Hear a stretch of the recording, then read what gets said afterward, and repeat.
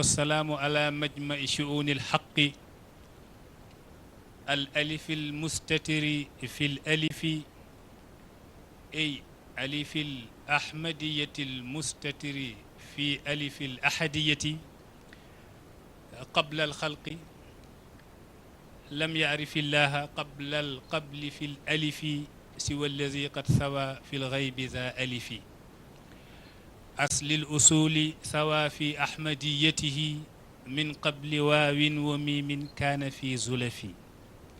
سيد الأولين والآخرين محمد بن عبد الله حضرة الشيخين النيرين الفاضلين الجليلين العالمين العاملين الصادقين الفانيين الباقيين في الله سيدي شيخ عبد الله جاء وسيدي شيخ بوبو با يفنى الزمان ولا يحيط بوصفكم أيحيط ما يفنى بما لا ينفد حضرة السيد سيدي حبيب نياس ومن معه من الأخيار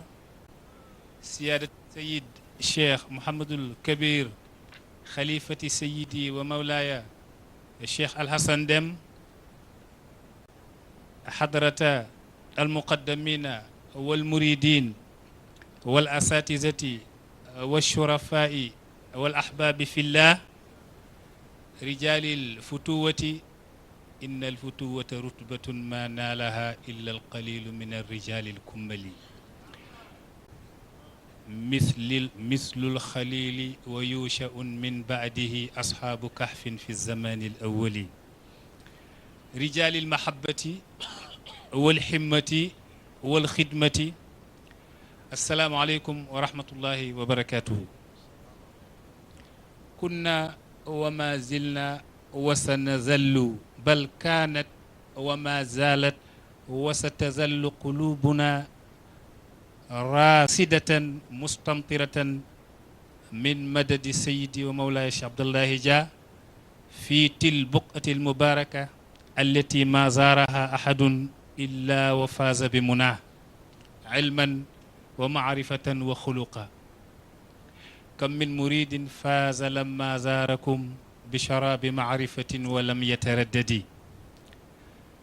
سيدي شيخ عبد الله أدنى باسطين أكف الإرادة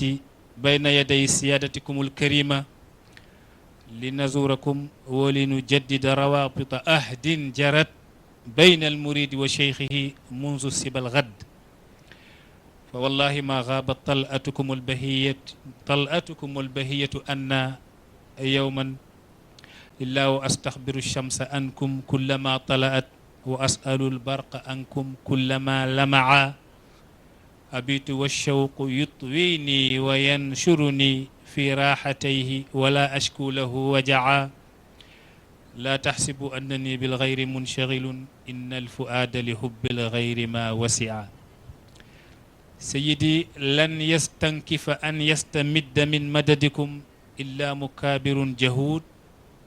أو معاند حسود يرفع كتفيه كبرا وتيها وفخرا لأن كلمة كتف مركبة من هذه الحروف الثلاثة كاف الكبر وتاء التيه وفاء الفخر كبر بلا نسب تيه بلا حسب فخر بلا عدب هذا هو الأجب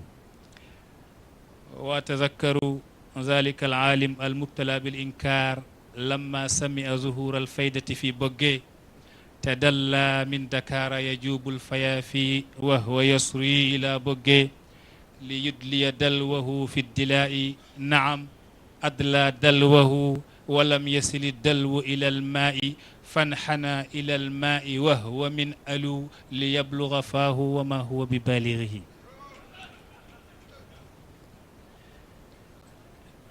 وأتذكر ثانيا ذلك العالم الذي ألقى تلك القائدة النحوية المشهورة وهو في بهبوهة الجمع يلقي الدرس كل نائب فائل ففائله محذوف. نعم، هذه هي القاعدة. والشيخ حاضر ينصت إليه فعرض له لا لياتي بجديد بل بفهم جديد. المجدد لا ياتي بشيء جديد وإنما ياتي بفهم جديد. عرضه الشيخ عبد الله ليعطيه درسا جديدا من تلقائدة، فرماه في البحر المعرفة حيث قال له رأيت نائب فائل لم يهذف فائله. نعم، الفائل هو الله ونائبه هو رسول الله صلى الله عليه وسلم، والله لم يهزف قط، هو الفائل المرفوع بالضم نائبا عن الحضرة العليا وهو جدير.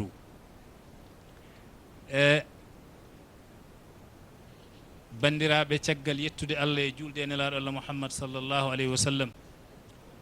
eɗen calmina ceerno men ceerno Abdoullahi, ceerno men ceerno Boubou, eɗen calmina ceerno Sidi, yewtere makko waɗi fayida e kikiɗe he. eɗen calmina seyidi cheikh Mouhamadoul Kabir.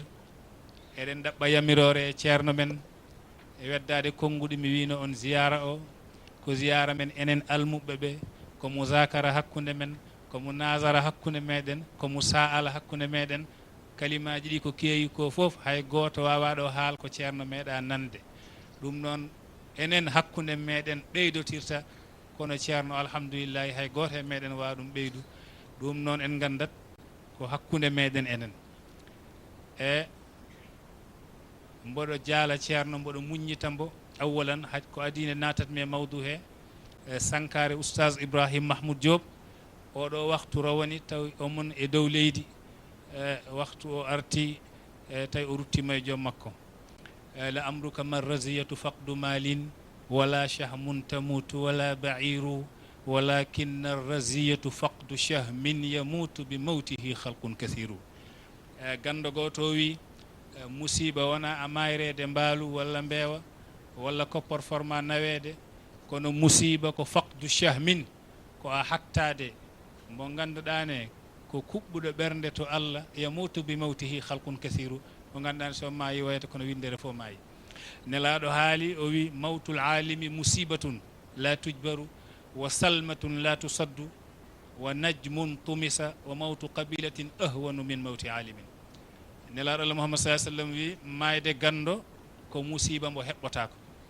ko hoodere mutde tende wonta suppitade.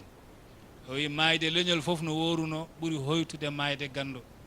surtout noon baɗon oustaz Barham Diop. cheikh Diadal Haq ko cheikhul azhar wonɗo to Égypte. nde Mouhamadoul Hafiz ibnu Abdoulatif yalti aduna, Mouhamadoul Hafiz ibnu Abdoulatif so on ganda ɗum kam woni baɗɗo ahzab o awrad, kam woni joom majallatu risalatil haq to Égypte. so on ganda ɗum kam woni baɗɗo asadatu soufi al arifuna billah, deftere wonde fayida. on ɗon Mouhamad ibnu Abdoulatif ko tijaniyanke, ko waliyu Allah. nde o yalti aduna, cheikhul azhar yimimo jimɗi ɗiɗi, ala ko ɓuri handu e ɗin ɗon jimɗi e oustaz Barham Diop. o wi salil madaji amman bata yahjuruha bilazati l ilmi tawafan ala l kutubi salil Bukhari wasal kulla sihahi tujab bi anna hafizaha qad mata fi rajabi. o wi salil madaji a lamɗo lelorɗe ɗaɗɗe ɗe, matlaji ɗaɗɗi ɗi, amman bata yahjuruha, on balatnoɗo no hiiɗiɗi naɗi holli caggal bi lazzatil ilmi, sabu dakamme gandal. omon naata e defte, omon ɗaali o, omon taalif o, omon nima, omon waɗa taaliqatuji tawafan alal kutubi. noon o walirta e jamma he ha mbo gasa tawa omon ruuɗi ɗen balɗe ɗaɗɗe. o wi lamɗo balɗe ɗe on duuɗinoɗo ɗe no huccite defte sabu dakamme gandal. o wi salil Bukhari, ya lamɗo yo sahihul Bukhari, wasal kulla sihahi, lamɗo sihahu sitti, tujab ma ɓe jaabo walla tajib bi anna hafizaha qad mata fi rajabi, wonde dennoɗo ɗi o maayi e lewru rajab. tawi on cheikh Mouhamadoul Hafiz ibn Abdoulatif no yalti aduna e lewru rajab. nam jimɗi no jooɗi e oustaz Barham Diop, ndax ko haalno koye Mouhamadoul Hafiz ibn Abdoulatif fof enan e oustaz Barham Diop. on Mouhamadoul Hafiz ibn Abdou Latif oustaz Barham Diop ari e sal makko o tawi ɗon ko photo je ɗiɗi gotal ngal ko photoyal Cheikh Ibrahim Niass gongal ngal ko photoyal Ahmad Soukayrij on Mouhamadoul Hafiz o yewti e dental yimɓe no ketto omon haala e baay wattande haala makko o yobil jumlati fa innahu nuru hadha al asri o gayni haala ka gande ko Baye Niass woni annora oɗo zaman te on ɗon hono makko heewani e laawol tijani oustaz Barham Diop laysa min al arabi wa hunaka man laysu min al arabi maa anna al fasahata tatahallalu inda dhicrihim no waɗi ɓe ganduɗa ɓe gona arabeɓe kono kala ɗo fasintagal haala mana kala ɗo ɓe inna fasintagal dilla sabu no ɓe dañiri ni fasaha to banggue arabiya ɗum ɗon ko khususiya ko dokkal Allah ngal Allah rokki te ko darsu kadi immiɗo e Cheikh Ibrahim Niass pour andinde en hol gonɗo Cheikh Ibrahim Niass e oustaz Barham Diop o yewti e dental ngal ganduɗa Baye Niass nan ɗon wonɗo ko extérieur nde o yewti ha o gayni Baye tayna joɗode kalifa mawɗo Cheikh Ibrahim Niass wi kalifa o ngel ɗo cukalel de ko min ne'i ngel min jangini ngel kono noon kam ngel ɓuri kam dañ fasaha Baye Niass noon wi kalifa mawɗo o heɓɓiti wi ɗum na wawi ceerno cukalel ngel ɓuri dañ fasaha ceerno ma na wawi ceerno cukalel ngel ɓuri dañ fasaha ceerno ma ɗum taki ngel ɓurma fasaha firti an janguinɗoma o ko an ɓuri ɗum dañ fasaha te an jangini Barham Diop ɗum taki Barham Diop ɓurma dañ fasaha e oustaz Barham Diop joɗodima Baye Niass joɗodima oustaz Barham Diop ɓe joɗodi e gando goto e anduɓe Azhar gando Azhar o no joɗodi e almudo makko almudo gando Azhar o namnaki ceerno makko namni Baye Niass namnal Baye Niass wi Barham ajib huma cheikhuhu l azhari bi alama min cheikhika al kawlahi Barham jaabo ɗum ceerno makko azhariyanke o ɓuura heew gandal ceerno ma kawlahiyanke o jaabo ɗum kono machallah nde o jaabi ɗum waaji o yi laawol e nder jaabowol he e fasintagal Allah hokkata ɗum neɗɗo fasintagal ena nanda e gandal muddidde ɗemgal ena nanda e majjere ha ɗo yiya gando si mankama fasintagal so haali yimɓe cikka o anda tata ko gando jiyambo anda daña fasaha si haali yimɓe cikka ko gando taw o wona gando innal fasahata gayru ilmin rubbama talqa al fasiha wa kana qirna dalali jimowo wi fasintagal wona kañum woni gandal kono ene hollira gandal e aɗa andi kay baqil mudditnoɗo soodi lella mum o hawre neɗɗo on namni ɗum hono foti coɗɗa lella ba ɗemgal ngal muddiɗo o yiɗi haal o ronki haal ha o ɗacciti lella ba o woni e sappinde peɗeli makko pour haalde hono o soodiri lella ba wirtimo ɗon yeehi aɗa andi oɗo holno waade mutanabbi Abou Tayyib mo ganduɗa Allah hokkimo fasaha o tawi yimɓe na kaala hol bawɗo addu jimol tawgol mofti fiilu amriji sappo e ɗiɗi tawa ko jimol gotol mofti ɗum waɗi hen etiɓe ya man yuridu bi an takuna sifatuhu ka sifati abdillahi ansit wasma'i usduq wa iffa wa birra wasbir wahtamil wahlum wa daari wa kaafi wabzul wasja'i o addi fiilu amriji ɗi goni sappo ya man yuridu bi an takuna sifatuhu hema jiɗɗo nde sifaji ma mba'ata ka sifati abdillah hono sifaji abdillah ansit wasma'i heɗo mi haalanma usduq wa iffa wa birra wasbir wahtamil wahlum wa daari wa kaafi wabzul wasja'i usduq ya gonɗo wa iffa ya hew ko nefata usduq wa iffa wa birra ya ɗiggu usduq wa iffa wa birra wasbir ya hew ko muñata ya hew ko muñata wahtalim wahlum wa daari wa kaafi wa daari ya maslodire wa kaafi ya yanodire wabzul ya hokkat wasja'i ya won cuusɗo reedu o addi fiilu amriji ɗi goni sappo goɗɗo ari wi ɗum yabnal mulukil ula shaduma malikahum bi sallatil bidi wal khattiyati salabi irfa wa da wa'tazim wanfa wa durra wa sil waqta wa qassim wa dum wasfah wa jud wahabi o naɓiɗi haaɗi goni sappo e ɗiɗi yimɓe mbi o tinnima Abou Tayyib ari wiɓe Abou Tayyib al mutanabbi o ari o addi fiilu amriji noogase nayi e nder jumol gotol o wi ishibe qismu suddu juddu udmurin husru fuhtusal ghizir misibir misburu zadilisninal woni fiilu amriji noogase nayi e nder jumol gotol hay goto wawa ɗum addude o holno waadi o ya baqil ganda fasaha Allah hokkata ɗum kala mbo wela o hokkino oustaz Ibrahim Diop faslal khitabi ha kala ɗo haali ande oɗo ko Cheikh Ibrahim neyi ɗum on ɗon noon oustaz Ibrahim Mahmoud Diop eɗen ñaago Allah yo leydi ɓuɓandu yo Allah ƴeŋŋin ɗum e zumrati Cheikh Ibrahim radiallahu anhu oɗo place ko place gandal zahir ko place gandal marifa billah ko place kadi jikku neɗɗo si ari ɗo il faut daña gotel e ɗiɗo tati ma dañi gandal zahir haysa tarbinaki ganduɗa Allah walla tarbinoɗa ganda Allah hayso alluwal ma woɗɗo yani walla nden sa ala ɗi fof ma yi ceerno ƴetta e makko jikkuji ɗi naftortoɗa e gurdam ma e ñaago ceerno e barke ma e barke ziyara o ya defano min tati ɗi fof Allah hokka min ɗi tawa koye barke ma wa ma zalika alallahi bi aziz e sabu arino e tindol te tindi ene hen waɗi hikmaji fowru ari tawi musidɗo goto ene hokkira lacciri sa yiɗi kosam sa yiɗi sukara sa yiɗi ko gotel noon gotel tan cuɓotoɗa hen imma suɓima lacciri walla suɓima kosam walla suɓima sukara dokkeɗa fowru nde ari mbiya holko jiɗɗa fowru o min jiɗmi ko cakiri nde ndu wi cakiri te mo marufun anna cakiri mo kawwana min hasihi salas tena anda cakiri hay goto wa ɗum dañ so wona daña tati ɗi fof ɗum noon ceerno minen ne ko cakiri min jiɗi kon ɗon sa tati ɗi fof tati ɗi fof min cohli gandal zahir ngal gandal baɗin ngal machallah e jikku o yo Allah rontinen ɗum yewtere nde hande ko karamatul awliya ko karamaji waliyaɓe Allah sabu sen daari en tawat waɗi ɓe ganduɗane ha joni ɓe jejjitaka teɓe gonano yimɓe diine teɓe ciwtore toujours Hitler ha joni Allemagne o horima yejjidde Hitler sa laari Thomas Addison yimɓe ne ciwtora ɗum sa laari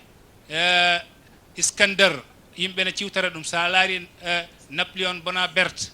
yimɓe ne ciftora ɗum Marquez yimɓe ne ciftora ɗum teɓe gona waliyaɓe Allah fama Napoléon awlaninun wa Marquezun be muhan ilayhim khalli anka khabala ɗum noon siwtorde yimɓe Allah moƴƴuɓe ɓe teta ko yimɓe karamaji ala ko ɓuri ɗum bisimillah seydi Ali ibnu Cheikh Mouhamadou Nazir Niass tafaddal bisimillah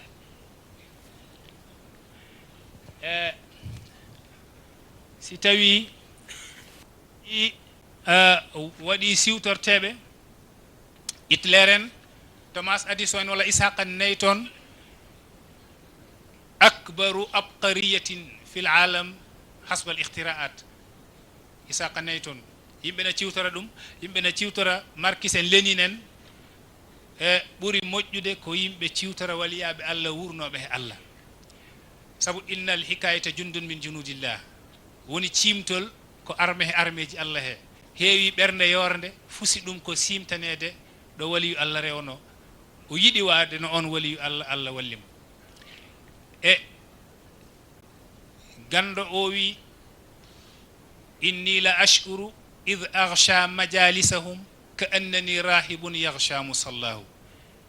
min de si tawi mina naata e jooɗle yimɓe Allah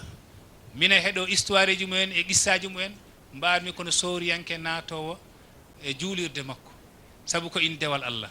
ko in ɓeydare to Allah allahu yashhadu ma tala'tu siratahum illa wa ballala dam'ul ayni majrahu Allah ɓuri seeɗa mi meeɗa haal siraji yimɓe Allah e jikkuji mumen so wona yiteram nde leppina gonɗam muɗum mana gonɗam yitere leppina dogirde muɗum mana mi woya sabu alhikayatu jundun min junudillah. Karamaji ko pecce kono ɓuri hen mawnu ko mbo dañɗa o tawa a siwa yaltoye aduna. Karamaji ko pecce ɓuri hen mawnu ko mbo dañɗa o tawa a siwa ar e dow leydi. Masalan Cheikh Imam Hassan Cissé simti 1992 e gammo Taïba Niassène o yewti o wi Cheikh Alhaji Abdoulaye Niass bamum Baye Niass radiallahu anhu o dañino sernaɓe ɗiɗo hoɓɓe immiɓe Jolof ngari tawi addiɓe ko yiide lamɗo biyeteɗo Sayer Mati. Sayer Mati ko lamɗo toon to Nioro Dirib. Alhaji Abdoulaye wiɓe Sayer Mati de ko lamɗo kono ko jiɗɗo l'islam omon ara heɗade ɗo tafsir qur'ana ɓaadi ko kanko jiɗɗon yi pademo ɗo mawo arɗo heɗade tafsir qur'ana on ɗon saha mami waddu on e makko on ɗon saha ji on sernaɓe mbi bisimilla ɓe jooɗi Sayer Mati ari heɗade tafsir qur'ana ɗo Alhaji Abdoulaye bamum Baye nde o heeɗi ha gasi omon yaha Alhaji Abdoulaye wi ɗum ɓeɗo sernaɓe ɗiɗo ɗon ko yimɓe Allah ɓe ummori ko Jolof ala ko addiɓe so wona yidde yiidema. Sayer Mati wi bisimillahi o yaade e mabɓe Nioro andi Taïba Niassène e Nioro woɗɗodirani koye gotum o hokkiɓe ko hokkata ɓe ko kanko Sayer Mati beyi baali nayi bamɗi pucci ko hokkete koye on zamanu. ɓe belti weltare ɓurtude ɓe mbi ɓe jahata Jolof so wona ɓe garta ha ɗo Alhaji Abdoulaye Niass ɓe jetta mbo ɓe kolla mbo wonde no sondo wonano kanko ɓe dañata ɗum ɗo. Nde ɓe jotti goto o e mabɓe ko bawɗo naat halwa no fewi ko neɗɗo katume ko neɗɗo ɗalasimuji e hawwasuji. O wi Alhaji Abdoulaye ko adi minen jaaha adi minen kota Jolof sabu moƴƴere nde mbaɗanɗa min de yaltinanam mulkuji gonɗiɗi e qur'ana laamu mulku woni laamu mi natanma hen halwa Allah okkuma laamu e dow aduna. Alhaji Abdoulaye noon wona laamu himmiri mbo ɓe ganda ɓe cikkata Alhaji Abdoulaye ko laamu yiɗi. Alhaji Abdoulaye wona laamu yiɗi. Alhaji Abdoulaye yaltini mulkuji ɗi hono qulillahumma malikal mulki ene ko nandi hen tottimbo o taƴi hen ha tumere o naati hen halwa. Nde halwa o gasi o yalti o wi Alhaji Abdoulaye hotto mi yi e nder halwa he Allah namo hokki ɓiɗɗo goto mo ganduɗa yamla u dunya sharqan wa garban ma o heew aduna funnague hirnague. Alhaji Abdoulaye wi ɗum wona ɓiɗɗo goto kay wi ɓiɓɓam kay o wi min ko goto jiimi. aɗa andi ɓuuri mawne karama ko karama mo gokkaɗa tawa siwa yaltoye aduna. Nden holto Baye woni nden tawi Baye siwa jibinede e sa yeehi to Ghana a tawat toon gando goto biyeteɗo Abdoul Wadoud nder Ghana hikka mi tawtorama gammo makko to deuxiéme capitale Ghana o wiyete ko Cheikh Abdoul Wadoud mbo taalifi deftere o innide Tuhfatul Khillan. To nder deftere to o haali na wawi enen en jottaki Ghana na waɗi ko Baye waɗi aduna he kawniɗe enen en nanani waɗi gando goto waliyu Allah biyeteɗo Cheikh Oumar Karki to nder Ghana. Cheikh Oumar Karki ko waliyu Allah mawɗo gandaɗo e nder Ghana. kanko adi fayda o mana nde o mayeta tawi Baye Niass siwa jibinede kanko Cheikh Oumar Karki o jooɗi ñande wotere dental makko omon haalda e yimɓe makko Allah okkimo kashfu o wi ɓe sa yazharu waliyun bil maghribi an qaribin ba'da wafatina bi qalilin walaw zahara fi qaydi hayati la kuntu tahta qadamihi. haala ka nanto Tuhfatul Khillan o wi holko haali kanko Cheikh Oumar Karki o wi ma waliyu Allah goto feeñto hirnangue e zamanu ɓalliɗo caggal mi simi yalti aduna seeɗa tan ma waliyu Allah o feeñ. wallahi sindo mi wuurino kawrumi on waliyu la kuntu tahta qadamihi mami won e lees koyngal makko mami won almudo makko. o yecciti noon tawi wat almudo makko goto keeduɗomo banggue ñamono wi Alhaji Gomna o wi ɗum Alhaji Gomna anta sa tajtami'u bihi wa anta fi sinni shaykhukatika on waliyu mbo kalami ma hawro e makko an tawa ka nayejo. Alhaji Gomna ko almudo Baye nanto yimɓe fof na gandi o daranno Baye Niass tan o wona e woyde. oɗo karama Allah hokki ɗum Baye tawi o siwa ar el dow leydi muradun li hamli sirri min qabli nash'ati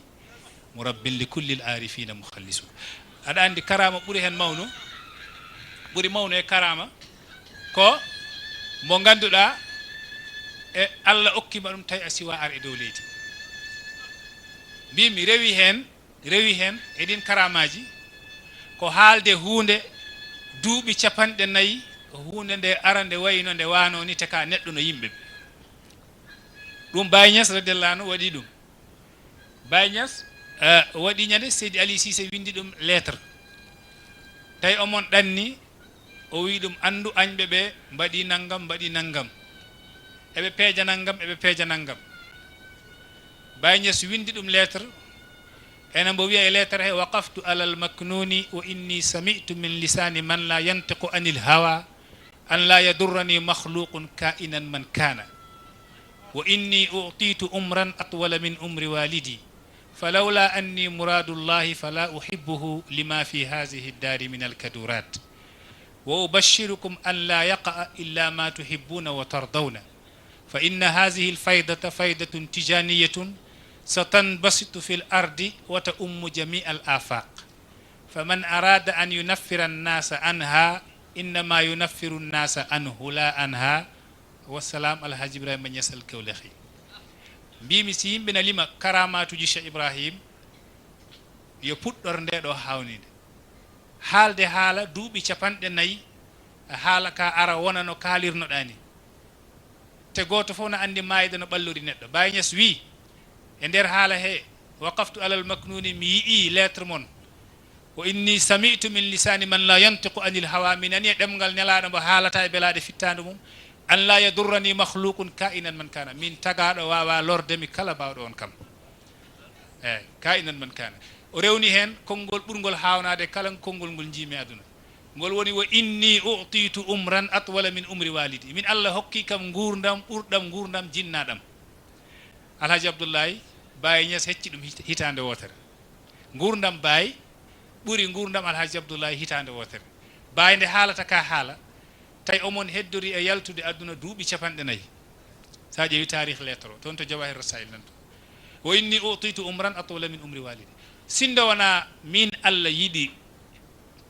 na wawi tawa mi ɗiftina ko mayno mi yiɗa fala uhibbuhu mi yiɗa ɗam gurdam kewɗam lima fi hasihi dari min alkadurat saabu galle aduna no heewi guddiri no heewi caɗele aduna kono noon wo ubashirukum mina on weltina alla yaqa illa ma tuhibbuna wa tardawna hay hunde yanataɗo so wona ko jiɗɗon e ko beela ɗon ɗimmel ngel wo inna hasihi fayda o faydu mo jiya toon fayda tum tijani to ko Cheikh Tidiane jimbo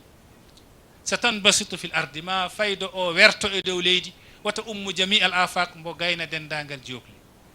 fa man arada an yunaffira annasa anha jiɗɗo riiw yimɓeɓe o faydu innama yunaffiru nnasa anhu la anha a riiwi yimɓeɓe he ma kono ko ɓooyi fof maɓe kumpitoyo holko woni faydu ɓe tawa faydu woni gonga ɓe ganda ka kaɗatnoɗo ɓe gonga ɓe ɓarmade kote ɓe jaaha e fewde Allah Baye haali ka haala o wi min Allah okki kam gurdamam ɓuuri gurdam babam kanko o wuuri kam Baye Niass duuɓi capanɗe jeeɗiɗi e joyi si tawi koye hitande nangue si tawi koye hitande lewru sanal qamariya o wuuri duuɓi capanɗe jeeɗiɗi e jeeɗiɗi teɗa andi fof kala hen hunde nde jiiɗa wotko joppoto ɗum taki waɗi wiyatɓe ala gurdam Baye ko capanɗe jeeɗiɗi e jeeɗiɗi o yawi ala ko capanɗe jeeɗiɗi e joyi te tawa goto e mabɓe fof ko haali koko gonga to hitande nangue nde wonɗo ñalɗi hitande nangue ñalɗiɗi e hitande he ko sahsun woni 365 365 jours woni ñalɗi hitande nangue si tawi ko ñalɗi hitande lewru in ɓuuri famɗude ko ayyamu ha sandun ko siñiƴe e nun e dal ɗum ko 354 ɗum woni sandun joni noon ɓaadi ɗi ñalɗi ɓuuri famɗu nden ko hitande dañoto ko e ñalɗi pamɗuɗi he ɗum ɓurata heewde e dow ko hitande dañoto e ñalɗi kewɗi ɗi saabu ona heewi ona famɗi nam joni noon Baye wuuri e ayyam alqamariya 77 ans woni duuɓi capanɗe jeeɗiɗi e jeeɗiɗi ɗum noon sa limi ɗum kañum woni kanzu goto fof ne andi kañum woni kom kañum woni ngaalu kono noon capanɗe jeeɗiɗi e joyi ne goto fof ne andi kañum woni kunhu woni tiguirigui ndekete Baye ko kunhu tiguirigui kono noon ko kanzu woni ko ngaalu kadi kono noon ne jeeya e kawniɗe kadi karamaji waliyaɓe Allah. Misri mo ganduɗani kam idi yaltu Baye aduna o yimi Baye o holli en Baye gurdam mum ko kunhu e kanzu o wi kanzul haqiqati kunhuha wa muraduha nafsul baqa'i wa ruhuhu wa hijahu. te kanko adi yaltude aduna Baye ha Baye waɗimo marsiya Mouhammadul Misri ataka himamu andi ndeke hawnide ɓurata ɗon nde o hawnide woni hawnide nde Ali Harazim waɗi e gurdam Cheikh Tidiane o haali gurdam Cheikh Tidiane tawi Cheikh Tidiane na wuuri siwa yaltu aduna te kanko adi yaltude Cheikh Tidiane aduna kanko Ali Harazim adi yaltude Cheikh Tidiane aduna o haali gurdam Cheikh Tidiane holno haali ɗum enen fof ɗen gandi gurdam Cheikh Tidiane ko duuɓi 80 joom Munyatul Murid o wi wa umru cheikhina al aliyi fadla wa mansiban hawa baha an kahla hawa baha an kahla sa limin ɗum woni duuɓi 80 ko ɗum Cheikh Ahmad Tidiane wuuri Cheikh Tidiane ena yewta wi waliyu Allah okkete kala mbo wurde zamanu ñande yawmal qiyamati o tefana on Allah hokkin waliyaɓe Allah wo jodnoɗo e dental he wi ɗum an a ɓeydante hen duuɓi nogas o wi ɗum hol mbiɗoma noon o wi ɗum Ali Harazim wino kam noon Cheikh Ahmad Tidiane deƴƴi joni noon duuɓi 80 sa ɓeydi hen duuɓi nogas hono foti wonata andi nde ka Ali Harazim haalano en gurdam Cheikh Tidiane tawi nden Cheikh Tidiane no wuuri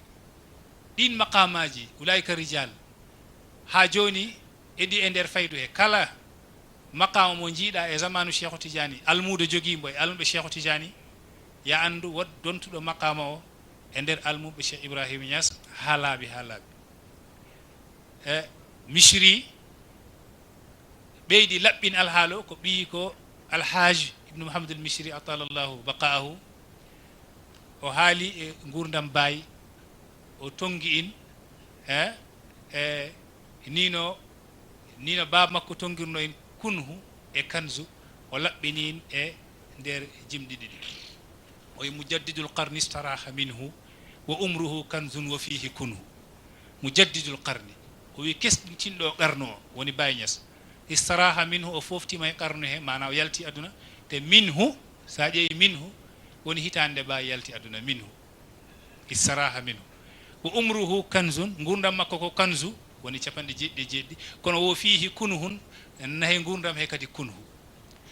dandi ala ko ɓuri ɗum hawnade o wi zada alal abil azim al qadri bi sanatin mashamsu mislu al badri o ɓuri ba makko mawnuɗo o daraja o ɓuri ɗum bi sanatin kam hecci ɗum hitande o wi mashamsu mislu al badri o wi noon nangue e lewru jiida nangue e lewru firta ko Alhaji Abdoulaye way kono lewru Baye way kono nangue e lewru jiida kono noon firtata kadi hitande nangue e hitande lewru kadi jiida ɗum taki mbimi siɗen lima karamaji Cheikh Ibrahim yo en gador hono ɗiɗo par ce que karama ɓurani mawnu an ko adine garata gueɗe ma nan kaale ka annal fata ramzu suyuti id bada wa ramzul ghazali wa tijani wa man yali elle oɗo suka nden tawi Baye no woni cukalel elle oɗo suka ramzu suyuti elle kam woni jopande limamu suyuɗine o jopotono nde wa ramzul ghazali elle kanko woni jopande limamu ghazali wa tijani elle kanko woni jopande Cheikh Ahmad Tidiane o man yali en ɓen arɓe caggal mabɓe kanko Baye o ari o misli machallah dendagal jopale jopanode fewde makko ɗum noon waliyaɓe Allah eɓen keewi kawniɗe te waɗi taalifiɓe e kawniɗe waliyaɓe Allah hewɓe ɓe limotako kono Baye Niass radiallahu anhu hajju makko gadiɗo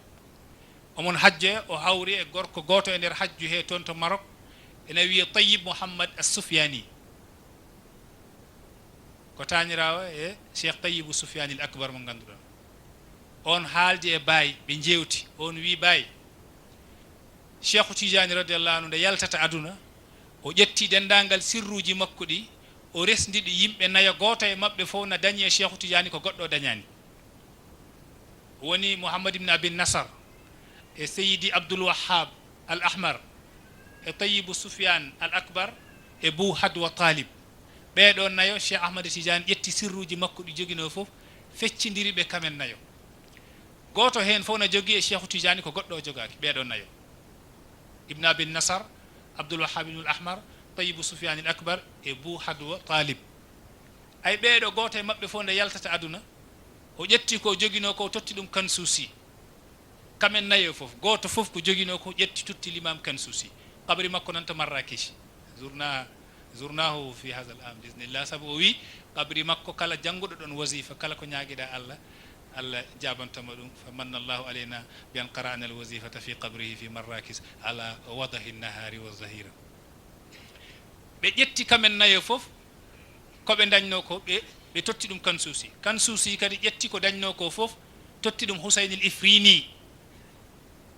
al-Ifrini ƴetti ko jogino ko fof totti ɗum oɗo gorko mbo Baye haaldata woni Tayyib Mouhammad Soufiani on ɗon noon wi Baye Husayn al-Afrini wino ko min handi hen kono ko kandumi hen fof ko an ɓuuri kamen handu o ƴetti dendagal sirruji ɗi fof o taggi o weeɗi Mawlana Cheikh Ibrahim Niass radiallahu anhu atharuna tadullu alayna Cheikh Tidiane wi atharuna woni batte amen tadullu alayna namin tindina ƴeew fanzur badana ila al athari sawru Cheikh Tidiane wiya ko Baye jogi Jawahirul Maani mbo Ali Harazim windi e jungo makko wiya ko Cheikh Ibrahim Niass jogi sirruji ɗi Cheikh Tidiane tottuno e Mouhammad ibn Tayibu Sufyan al-Akbar e Mouhammad ibn Abi Nasar e Abdoul Wahhab al-Ahmar e Bou Hadwa Talib sirruji fof hande ɗi ndendi e Mawlana Cheikh Ibrahim asaruhu dallat alayhi fa innaha tabqa baqa sirri duna tafaqqudi asaruhu dallat alayhi fa innaha tabqa baqa sirri duna tafaqqudi ɗum noon waɗi o wiya man yuridu tijani ay musafahatan bi bayti barhamatul fiha mukafahatan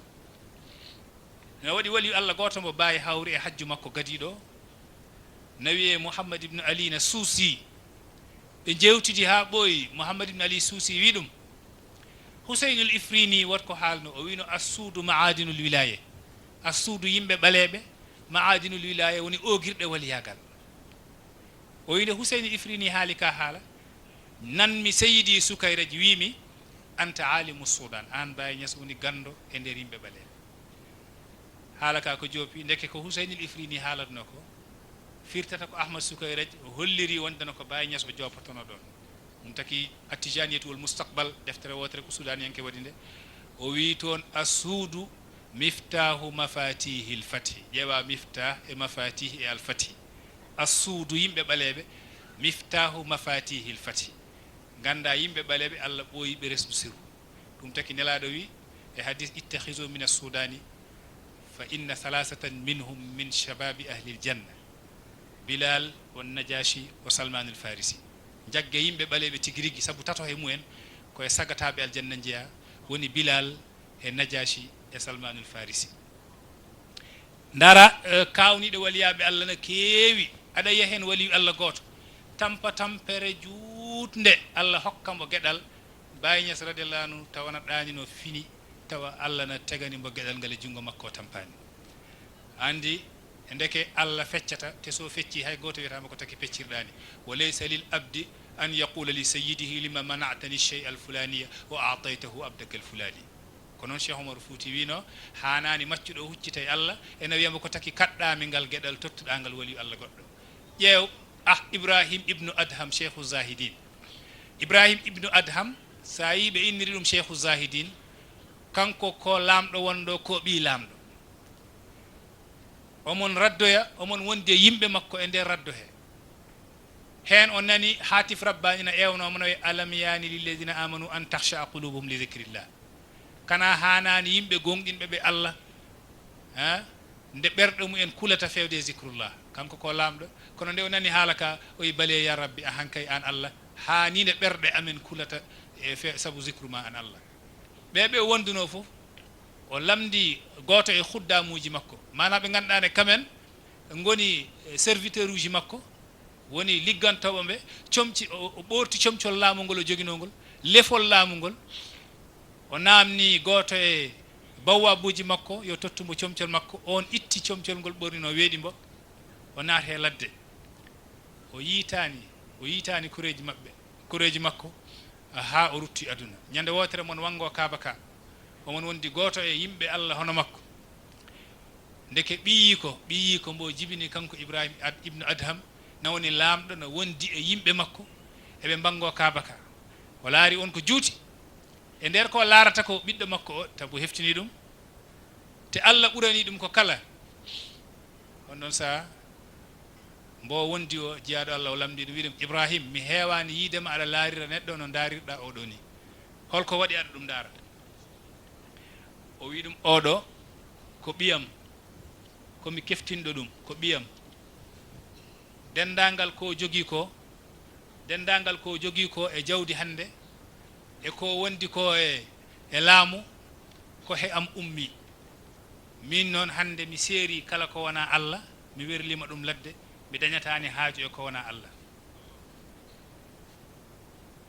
o wi ɗum daro mi nodda ɓiɗɗo ma o salminma o wi ɗum jaranin o dogi o wi il faut nodda ɓiɗɗo ara salmina bamum nde o ari o dari o huccite baba he baba o ndaari ɗum on ɓe ndarodiri o wirti ɗum ɗon kanko Ibrahim ibnu Adham o dogi o hucce ladde he mbo wiya taraktul khalqa turran fi hawaka wa ayyamtul iyala likay araka falaw qatta'tani fil hubbi iraban lama hanna al fuadu ila siwaka taraktul khalqa mi ɗacci windere Allah fof fi hawaka sabu yiddema an Allah wa ayyamtul iyala likay araka mana wa ayyamtu mi seeri al iyala kore jam likay araka ha mi wawma yi falaw qatta'tani fil hubbi iraban sindo han a taƴi kam e jidngu taƴe lama hannal fuadu ila siwaka ɓerdam yiɗata ko wonama an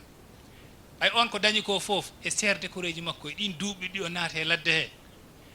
Baye Niass radiyallahu anhu oɗon gandi watu liman qad habbani kulla mahmahin ila al hadratil ulia walaw kuntu ramisa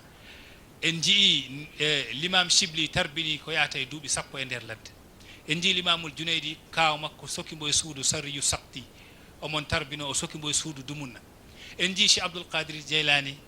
duuɓi nogase joyi mboye 25 sana kuntu ajulu fi sahari Baghdad ɓe mbimo ko ñamatnoɗa o wi kuntu aqtatu bi kharnubi shawki wa qumamatil baqli wa waraqil khassi ala shati nahar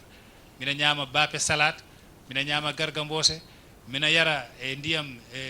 beeli mboɗo ñama berem lefi nangue na wula dowam ɓuuɓol na ɓuuɓa dowam nder duuɓi nogase joyi ha Allah hokki mbo fatu Baye Niass radiyallahu anhu fin tawi ɗum ena fawa e jungo makko karama ɓurani ɗum ɗon ɗum taki Baye o wi sohlani neɗɗo na feññina karama sabu karama nuraniya ɓuri mawnu karama hissiya karama mo ganduɗa ko annoriyanke karamaji ko pecce ɗiɗi karama woni teddugal ngal Allah waɗani jiyaɗo makko siko annabi wiye mu'jiza si tawi ko wali wiye karama si tawi noon ko say waɗi ɗum wiye ko istidraj sabu say ɓe no mbaɗa ɗum a yiiɗo say mo ganduɗa ƴettat jeygol na ñaama jeeyaɗo say liggiɗo boddi ena yaha ha famine goroni ena yaha hajuji muɗum ɗum ɗon wiyete ko istidraj si tawi ko wali Allah wiyete ko karama joni noon karamaji ɗi waliyaɓe Allah kewɓe taalifima hen machallah Fakhruddin Ar-Razi taalifima hen Aboubacrin al-Baqilani taalifima e karamatul awliya l'imamul Ghazali taalifima e karamatul awliya Nasiruddin al-Baydawi taalifima e karamatul awliya Hafizuddin as-Suyuti taalifima e karamatul awliya Tajuddin as-Subki taalifima e karamatul awliya Aboubacrin al-Ash'ari taalifima e karamatul awliya non kabi Abul Qasim al-Qushayri l'imam al-Qushayri joom risala al-Qushayriya e non kadi imam Hafizuddin an-Nawawi l'imam an-Nawawi taalifima e Yusuf an-Nabhani min al-mutaakhirin Yusuf an-Nabhani to Beyrut kullu haula'i allafu fi karamatil awliya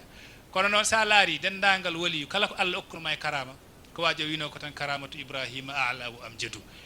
en tawi karama Cheikh Ibrahim ɓuri mawnu joni karama ko pecce ɗiɗi mbaɗa hunde nde yiye taw ko bangge zahir e pewna hunde nde ha fewatata ko to bangge baɗi hol ɓurɗo karama ɓurɗo o woni karama nuraniya karama mo ganduɗa ko annori yanke Cheikhu Tidiane radiyallahu anhu omon jegui karamaji ha kewi karamatuhu kal bahri wal qatri wal hasa wa shimatuhu ikhfa'uha ayya khufiyati ɗon Baye Niass roni ɗon Mawlana Cheikh Ahmad Tidiane o wi kanko joom yaqutul farida karamaji Cheikhu Tidiane ne kewi kono noon toujours kanko ko cuuɗannoɗo ɗi karamaji ɗi mbayi kono kaaƴe mbayi kono ma a famide ko hono koode kono wo shimatu jikku Cheikhu Tidiane ikhfa'uha o suuɗanno karamaji ɗi ayya khufiyati ha Ali Tamasini fodima podal gotal taɓal gotal immorde Tamasina fewde Fass Cheikh Ahmad Tidiane wi ɗum caggal hande wota waɗat ni ya natat e sahari e ladde jerendeje ɗomɗeɗa no miskinoɓe ɗomɗirte ni kayɗa no ɓe kayɗirta ni ha jottoɗa no ɓe jottortoni e ñande wotere omon soña ngesa makko kanko Ali Tamasini o yi hen mana raƴƴere tamarore e yooɗimo tan catal tamaro yooɗimo tan o wi ngalde handuno koye Cheikhu Tidiane o werlingal o wi siri ila Cheikhu Tidiane yaatu Cheikhu Tidiane Cheikh no jooɗi tan ha yi catal ngal yen yeeso makko o ɗum ɗo ko golle bahlula mo ni kangaɗa mo gollata ɗeɗo golle tami haɗima golle ɗe hami horima Ibn Arabi ad-Damrawi nde arata to Cheikhu Tidiane pour jebbilade ko mbabba o waɗɗino mbabba ba maayi lawol o waɗi tasarruf e kun faye kun ko neɗɗo ɗala simmuji wonɗo ɓe mbi zamanu makko ala ɓurɗomo andu khatume ala ɓurɗomo andu ɗalsam o tasarruf e ismullahi al-azam o wurtini mbabba ba nde yetti e cheikh ka anna cheikh ittala alayhi fi zahri al-ghaybi elle Cheikhu Tidiane no andi nde yetti tan Cheikhu Tidiane fa inna man waqafa ala hadhihi al-ashya la yajidu al-fatha al-battata inda Allah tawi fathu jiɗɗa to Allah ɗe gueɗe saɗa ɗe waɗa a dañata fathu to Allah ɗum woni karamatuji ɗi ganduɗa ni ko karamatuji hissiya Baye Niass yiɗano ɗiɗo ɗum taki eɗen nana yoga qissaji wiye ko Baye waɗi ɗum fof tan ko yidde almudo nde addata o ɓeyda hen ko jeeyaka hen kono Baye ɗum himmirani ɗum nanaɗo ɓe mbi Baye yeehi Nigéria jumaji ɗiɗi poɗodirimo goto fof wi ko kanko julnata ɓe o wi ɓe eyi ɓe jeehi ɓe tawi o julni ga Baye waɗani ɗum ɗo saabu saɗa heeɗo toujours hunde a yiiɗi andu nunɗal hen heeɗo ɗum e gando mo ganduɗa ne wona mo yiiɗi ha ɓurtimo haala e ɗemgal jiɗngu ko ganduɗa wodani hay oustaz Barham Diombo kaldeten ɗo waɗi musidɗo binduɗo e makko e wi wonde noon nde yaade e Baye Chine e Baye dampo ɗum tan elle ko muccumbo tan wimo haal o woni omon haala e chinois je te tawi o nanatano ɗum o namna ɗum kanko oustaz Barham o ɗum wodani o woor mo ganduɗa ne nan toon wonɗo kanko nantinanno ko Baye haalta ko on nanani chinois je kono min nanani chinois je ɗum wona karama gandade ke Baye ɗum himmanimo saabu Baye ko ɓurimo himmu Baye wi masha'anu fi kashfi al-mukawwanati wal iqtila'in bil mughayabati Allahu aqrabu wa a'la wa ajal faltusri fi al-awqat fi al-ilahi jal Baye Niass masha'anu al-haala wonani fi kashfi al-mukawwanati o huncude mukawwanatuji ɗi mana jodɗa ɗo jiya ko woni mala'ul a'la walla jiya ko woni aljanna musidɗo goto o wi sa heydi aɗa jooɗi Allah no huncanma ko woni aljanna takatama hirtade sa heydi kuncanaɗa ko woni aljanna takatama wattade wadde ɗum ala maana mashanu fi kashfi al-mukawwanati wala ittila'in bil mughayyabat wona huccidde e birnide hewɓe waliyaɓe en saaji na haale mabɓe karamatuji taw ko ittila bil mughayyabat Baye wi Allahu aqrabu wa a'la wa ajal fal tasrif al awqata fil ilahi jal Allah ɓuri mawnu ɓuri ɓallo ɓuri feeñ firlid waktuji ma he Allah daña ko ɗaɓɓete ko ɓuri aɗa waɗa karamatuji en gandi e Ibn Arabi al-Hatami na haala o wali Allah kala ko wawi hollire karamatuji si tawi o waɗani respecté sharia wota rewmo la taqtadi billazi zalat shari'atuhu an huwa law jaa bil anba anillah o wi wota ñemtin mbo sharia mum iwi kala karama mbo wawma addan wota jaab ɗum taki Abou Yazid al-Bastami enen haala o wi law anna rajulan u'tiya min al-karamati hatta yartaqiya fi al-hawa'i fala taghtarru bihi hatta tanzuru kayfa tajidunahu inda al-amri wan-nahyi wa hifzi al-hududi wa adabi ash-shari'ati o wi sonndo on jiino neɗɗo nan diwa e jawwu he walla no yaha e maayo he woto on komtore ɗo mbo haa ƴeewon holno wayi to baŋnge sharia hatta tanzuru kayfa tajidunahu inda al-amri wan-nahyi wa hifzi al-hududi wa adabi ash-shari'ati to baŋnge yamirore Allah e to baŋnge haɗre Allah e to baŋnge sharia ɗon gandoton beele ko neɗɗo Allah wona pour hollirde karamatuji walla khawatiruji karamatuji en jiine waliyaɓe Allah en jii qur'ana haali karamatul awliya go Asif ibn Barkhiya ashabul kahfi en Asif ibn Barkhiya ashabul kahfi ummu Musa yuman annabi Musa goto fof Allah waɗani ɗum karama ma en gar hen kono hay e waliyaɓe Allah hay Aboubacrin as-Siddiq Allah waɗanimo karamatuji hay Umar ibn al-Khattab hay Ousmane ibn Affan hay Ali ibn Abi Talibin karamaji makko no keewi machallah nde wonɗo kanko wonɗo damal nelaɗo Allah Muhammad sallallahu alaihi wasallam ha anduɓe mbina jiya e karama ɓurɗo mawnu mbo Allah okki Ali ibn Abi Talibin o jibina ko fi jawfil Kaabati ko e nder suudu Kaaba he o jibina te en jiyani e tarikh jibinaɗo e nder suudu Kaaba he so wona kanko so wona e konngol mbiɗo Hakim ibn Hizam waladathu fi baytil ilahi wa amrihi والبيت حيث فناؤه والمسجد إهداء طاهرة الثياب نقية طابت وطاب وليدها والمولد ما لف في خرق القوابل مثله إلا ابن آمنة النبي محمد. شاعر ولدته يمم فاطمة بنت الأسد ولدته جبني سيدنا علي في بيت الإله وأمره وجبني لهم كي سود الله حيث فناؤه والمسجد دو جماعة وني سودن دو وني دو إهداء طاهرة الثياب نقية mana ko kado mo Allah neldi debbo laabnoɗo comci mo gandan ko laabɗo ko ceniɗo naqiyatin laabɗo tabat wa taba waliduha wal mawlidu o laaɓi ɓinguel ngel o jibini ngel laaɓi ɗo jibinaɗo kadi laaɓi woni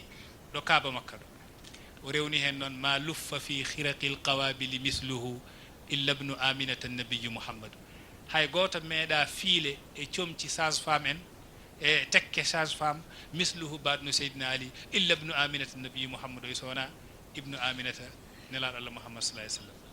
en gandi waliyaɓe allah hono ibnu arabil hatami en karamatuji mabɓe hono ahmadou rufai en ji karamaji mabɓe ibrahim ibnu adham en ji karamaji mabɓe sen daari goto hen foof machallah cheikh abdoul qadir jeylani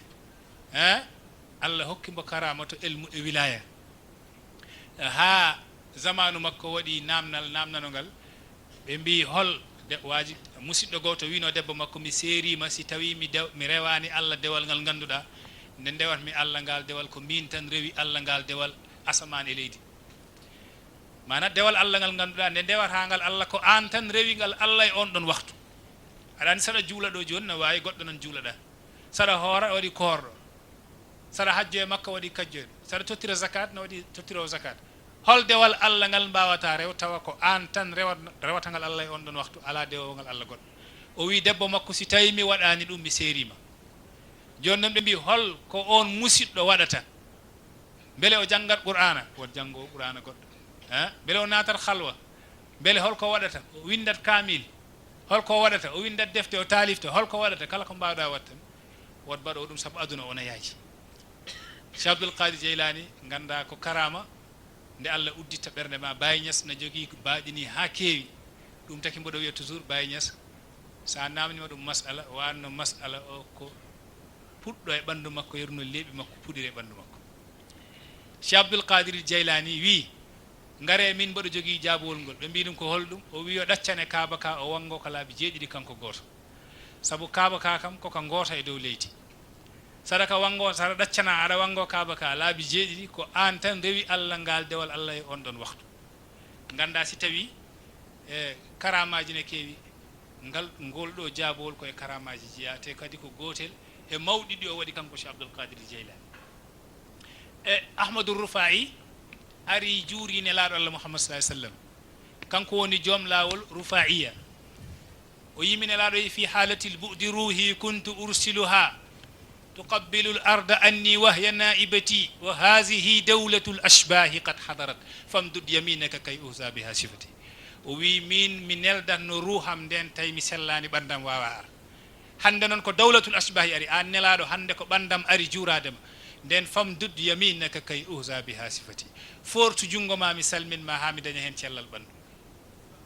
جونغو نلادو الله محمد صلى الله عليه وسلم يلتي روضه سلمني أحمد الرفاعي فحار الحاضرون جميعا kala tawanoɗo wiyemi ɗum ɗo ko karama Baye Niass dañi karama baɗo ni imam Hassan Cissé simti e stade Lamine Gueye Kaolack moɗo jooɗi o wi Baye Niass hajju makko baccidiɗo o haaldi e nelaɗo Allah e qabri he o haaldi e nelaɗo Allah e qabri he holno wi o wi ataytuka 9 summa 10 wa innani ataytuka hadi fahdini la tarabbusi o wi kanko imam Hassan Baye Niass nde haali ka haala o wi waɗi konngol ummingol min dakhilil rawdati sharifa wi atamshi anna ya ibrahim a yahat gacca kam akhiru marratin lawol battanol ngol Baye Niass waynoto nelaɗo Allah muhammad sallallahu alaihi wasallam konngol ngol nana min dakhilil qabri atamshi anna ya ibrahim a yahat gacca kam Baye wayno ko dañi haal sabu konngol ngol ha o yani o wi fa wadda'tuhu la astati'u wada'ahu jarad dam'u minni wal fuadu mujarrahu فوداته مي ويني من نلاɗo لا استطيع وداءه كونو مي حتناني وينade nelaɗo jara dam o minni gondamam na doga wol fu adumu jarrahu berndam na yiwa sabu yidde nelaɗo mi wawa serte makko kanko nelaɗo mi wawa waynade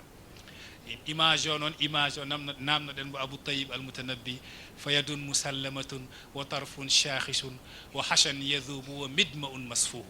fa yadun musallamatun o junngo ngo nan totta pour salminde pour waynade fa yadun musallamatun wa tarfun shahisun o gitana puttini sabu certata ko giɗo ma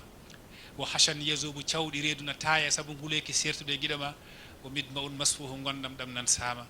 o image mboɗo andi woni image nde cheikh ibrahim waynoto nelaɗo li akhiri marratin fa waddatuhu la astatiu wadahu jarat dam'u minni wal fuadu mujarrahu ganda e seydina ali ibne abi talibin ne jeeya e karamaji makko o jooɗima ñande wotere abdourahmane ibne muljam wirtima abdourahmane ibne muljam woni barɗo mo o wi jooɗinoɓe oɗo woni baroyowomi janggo aɗa andi haalde hunde te siwa ar koye karamaji jeeya e ɓe mbi ɗum ya waroy ɗum o wi ɓenen hol barowomi min mbimi en ko kanko waratami kanko waroytami somi wari ɗum hol baroyowomi mana Allah hoddirino hunde nde saabu nelaɗo wi nelaɗo haalde seydina ali o wiya aliyu a ta'rifu ashqa al awwalina aliyu aɗa est ce que aɗa andi ɓurɗo bonde ɓurɗo malkiseede e adiɓe seydina ali ɗum naam aqiru naqati thamud woni quddaru ibnu salif kirsunoɗo o ngeeloba annabi salih ko on woni quddar ibnu salih wiyete on ɓuri bonde arwani nelaɗo ɗum aliyu a ta'rifu ashqa al akhirin est ce que aɗa andi ɓurɗo o bon e wattidiɓe o wi ɗum allahu wa rasuluhu alam allah e nelaɗo gandi nelaɗo nangi wahre makko e man yukhaddibu lihyataka biddam o puuɗowo wahre ma nde ƴiƴam woni barowo mom ko on ɓuri bone wattidiɓe on ɗon woni abdourahmane ibnu muljam eyi abdourahmane ibnu muljam oɗo ayi alayhi summa alayhi dahra muttasilan la ainullahi israran wa ilana oɗo koye hawariji en jeeyano o wirnima e lewru korka o takki e koñ makko seydina ali no findina yimɓe kejjari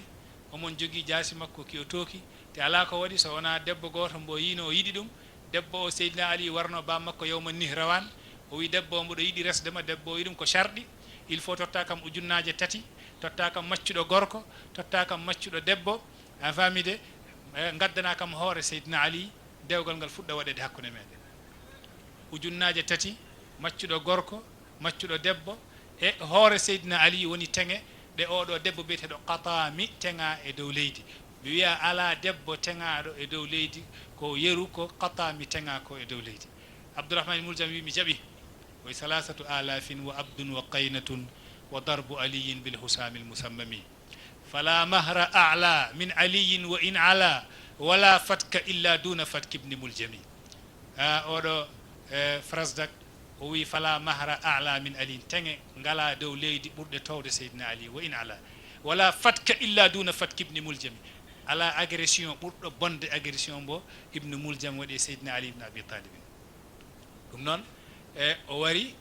wari seydina ali ibne abi talibin fiyimo jaasi e hoore jaasi ki haami min gandi seydina aliyu hay goto jambar wayani no makko e dow leydi jaasi ki memi gandi kono sa ari tawata seydina ali no wayno yimɓe fof cikkata ko haydara heɓani o namna ceerno an no mbaɗa tampude ni kala garɗo sikkata an haala ko heɓma o wi wata jallude lishamitina urihimu anni li raybi dahri la atada'da'u wa iza almaniyatu anshabat adfaraha alfayta kulla tamimatin la tanfa'u wata jalludi sa yi gonkinimi jambar kollumi yimɓe haydara heɓanim urihimu lishamitina ko saabu añɓe ɓe urihimu yiɓɓe hollu anni li raybi dahri la atada'da'u min mi yankinanta ko caɗele aduna nam saabu kanko wina wala turiyanna nnasa illa tajammulan nababika dahrun aw jafaka khalilu wata hollu yimɓe so wona ngari e ko yoodi foti aduna tun wiye maɗa walla seyil ma accima oɗo woni seydina ali ibne abi talib karama makko se en ndewi on ɗon histoire mo juuti kono biɗo ko o waroytami te tawi o siwama warde karama wawa ɓurde on ɗon woni seydina ali ibne abi talibin e kadi aboubacrin seydina aboubacrin yo en famille na oumar ibnul khattab e seydina ousmane ibne affan goto hen fof karama makko en jii ɗum en jangga e kutubu sirati alqur'an e hoore mum ɗiɗi ɗum tabintin kono nde ndaara karamatuji cheikh tidiani hol ɓurɗo hen forde hol ɓurɗo hen mawnude en wiya ko min zaka ittiba'uhu li sunna wa walada rijali khayru minna min zaka na jeeya e karamaji cheikh tidiani ittiba'uhu li sunna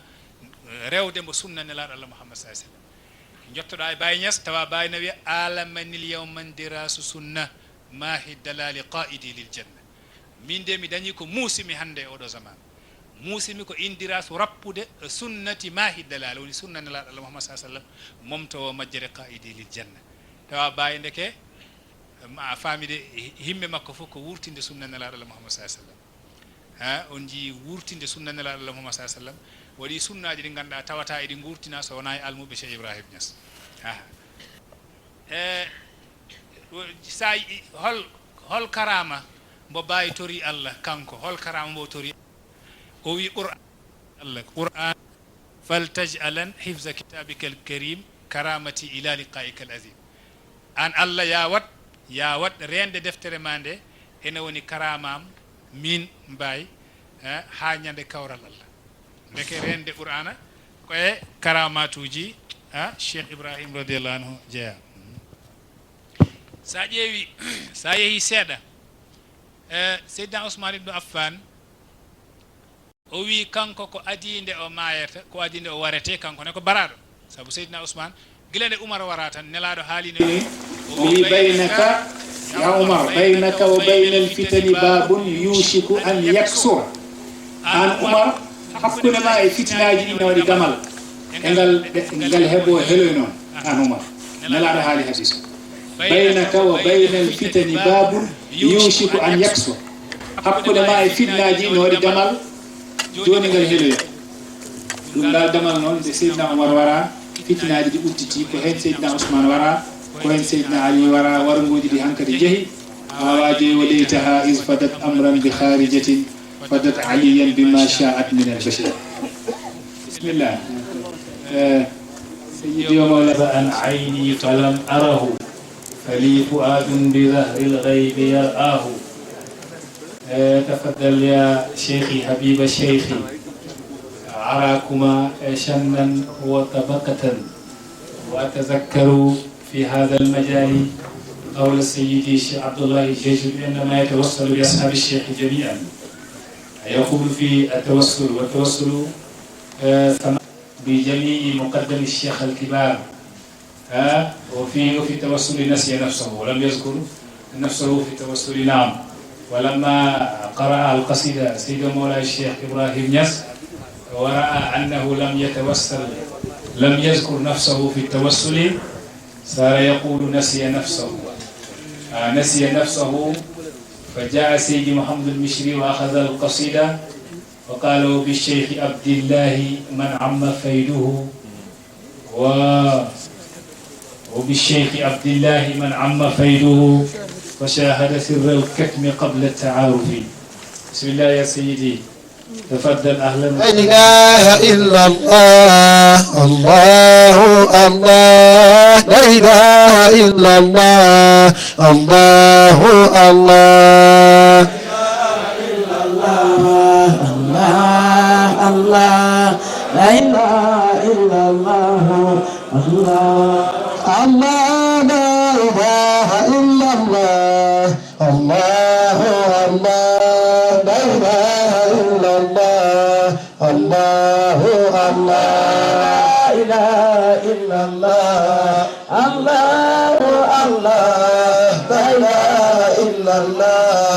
الله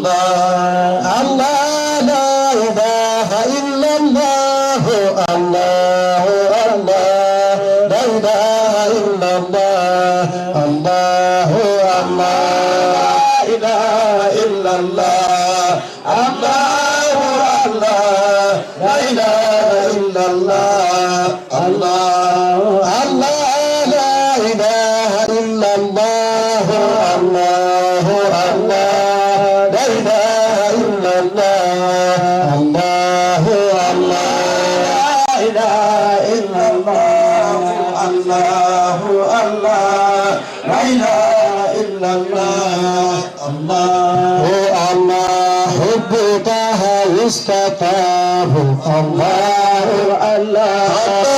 ذلك جناب الله الله وهو زخرون للبرايا الله الله وهو للخيرات باب الله وأمان الله الله وطعامنا وشراب الله الله وهو ذر وهو كنز الله الله وهو نبنا ولباب الله الله إلا أرضا ليس فيها الله الله خبطها لا خراب الله الله وهو رقي النفس حقا الله الله والدعاء لا مستجاب الله الله صارما وصل الغواني الله الله لا تزل ذكر الأغاني الله الله وارمي بالبيد الحساني الله الله واسم مختوم البناني الله الله والمناهي والمغاني الله الله والكرام والمباني الله الله الذي إليك السلام الله الله والغير أن للمعاني الله الله عينها إن حقها قن الله الله ثانيا سبع المثاني الله الله بصفات وذاتها قن الله الله رتبة ليس لساني الله الله فهو مختار البرايا الله الله فهو مختار البرايا الله الله فهو مختار البرايا الله الله فهو مختار البرايا الله الله فهو مختار البرايا الله الله قبل تكوين الكيان الله الله برزت حرارة طه الله الله قبل تقدير المكان الله الله وله عمر طويل الله الله قبل تقدير الزمان الله الله إنني قبل البرايا الله الله إنني قبل البرايا الله الله إنني قبل البرايا الله الله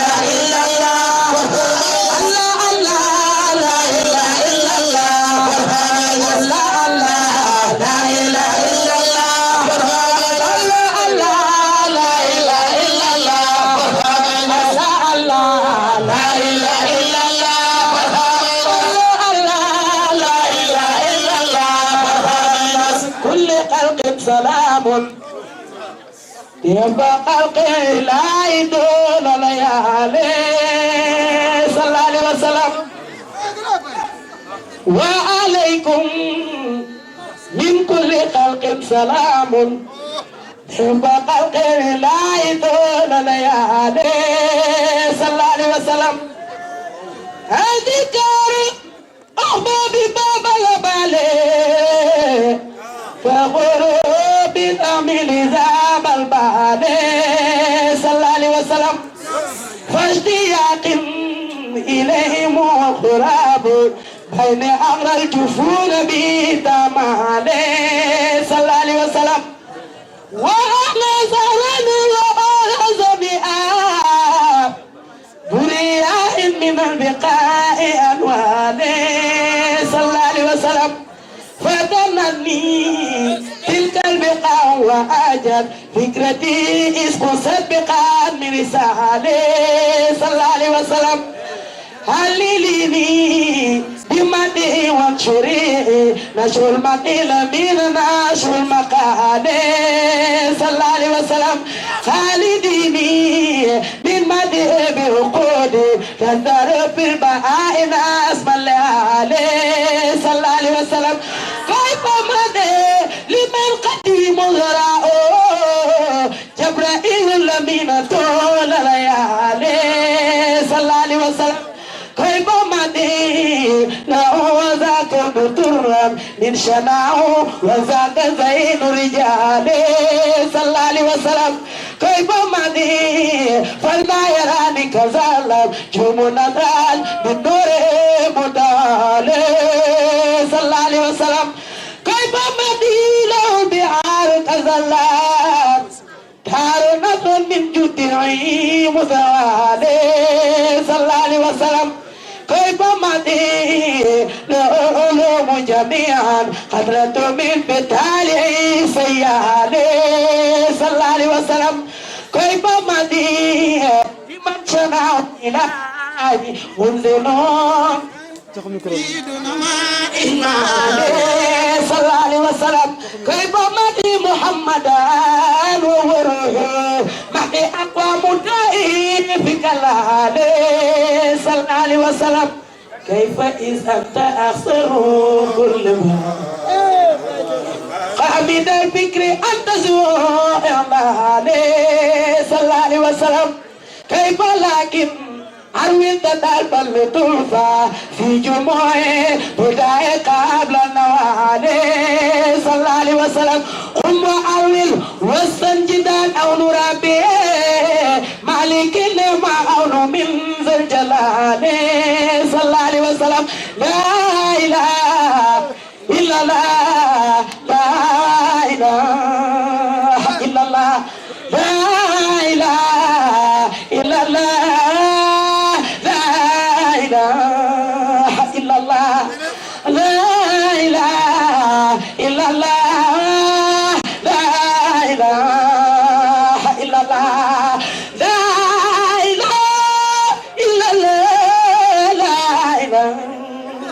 إلا الله لا إله إلا الله لا إله إلا الله لا إله إلا الله لا إله إلا الله لا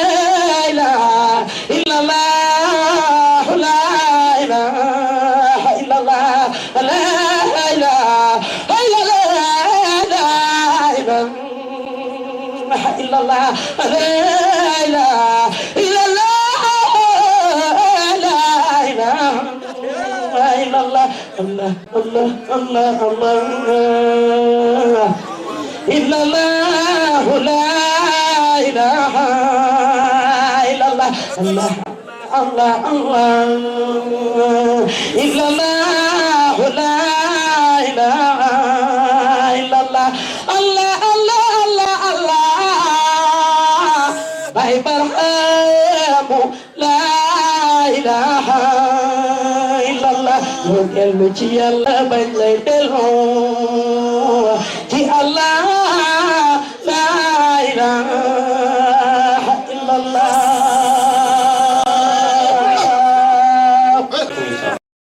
calmina ceerno men ceerno Boubou o yettima joni